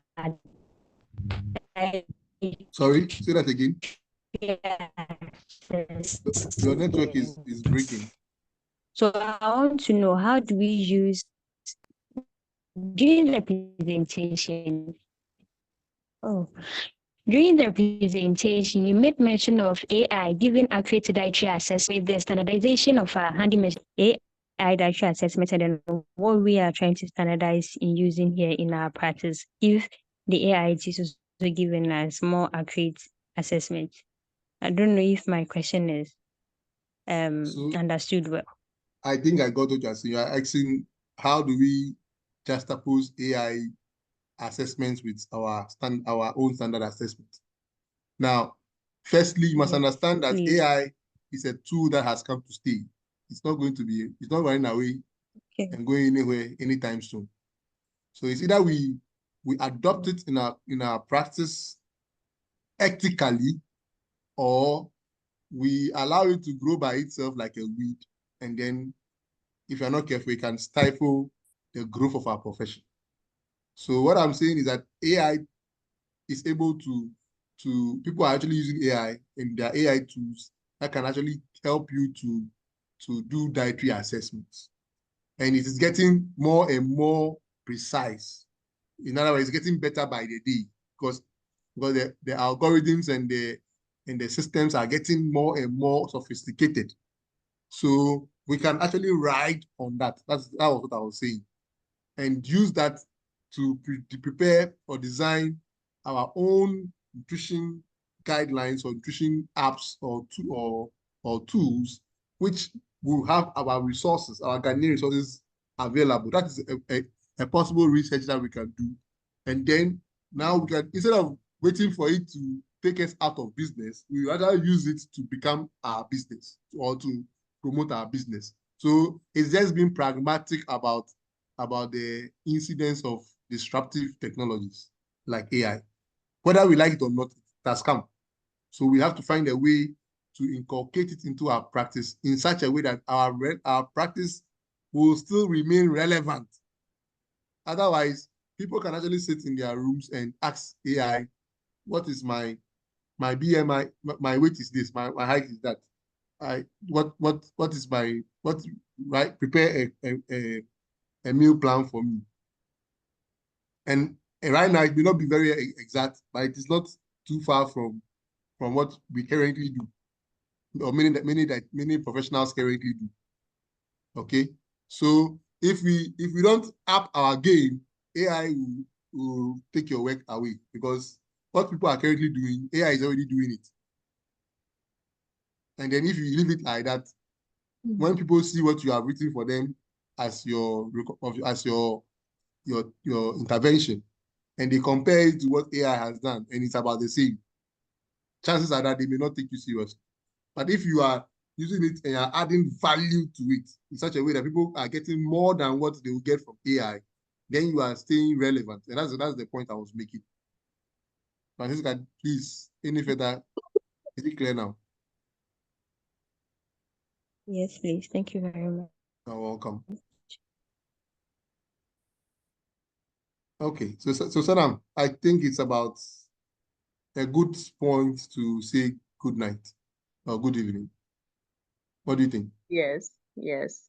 We've had quite a lengthy discussion on this topic, and I think with Bright's suggestion to maybe break down the different types of trends or the various trends into different CPD topics. Well, I think the CPD chair or CPD committee is here, so we can take that up and have 2 hours each for the various topic, whether it is precision nutrition, the gut microbiome, or whatever. We are going to look at that. So thank you all for staying with us from the beginning till now. Thank you for your questions, your comments, and yes, thank you for staying with us. As I mentioned at the beginning, we are entering into the nutrition month, and we would like that you all rally behind us and make the celebration a success. Let's all do something in our little corner, wherever we are um, in our institutions, in our offices, wherever we are. Let's all do something in relation to kidney health and share with us on our social media platforms. Thank you very much for joining us, and we'll see you in our next presentation. Have a good evening.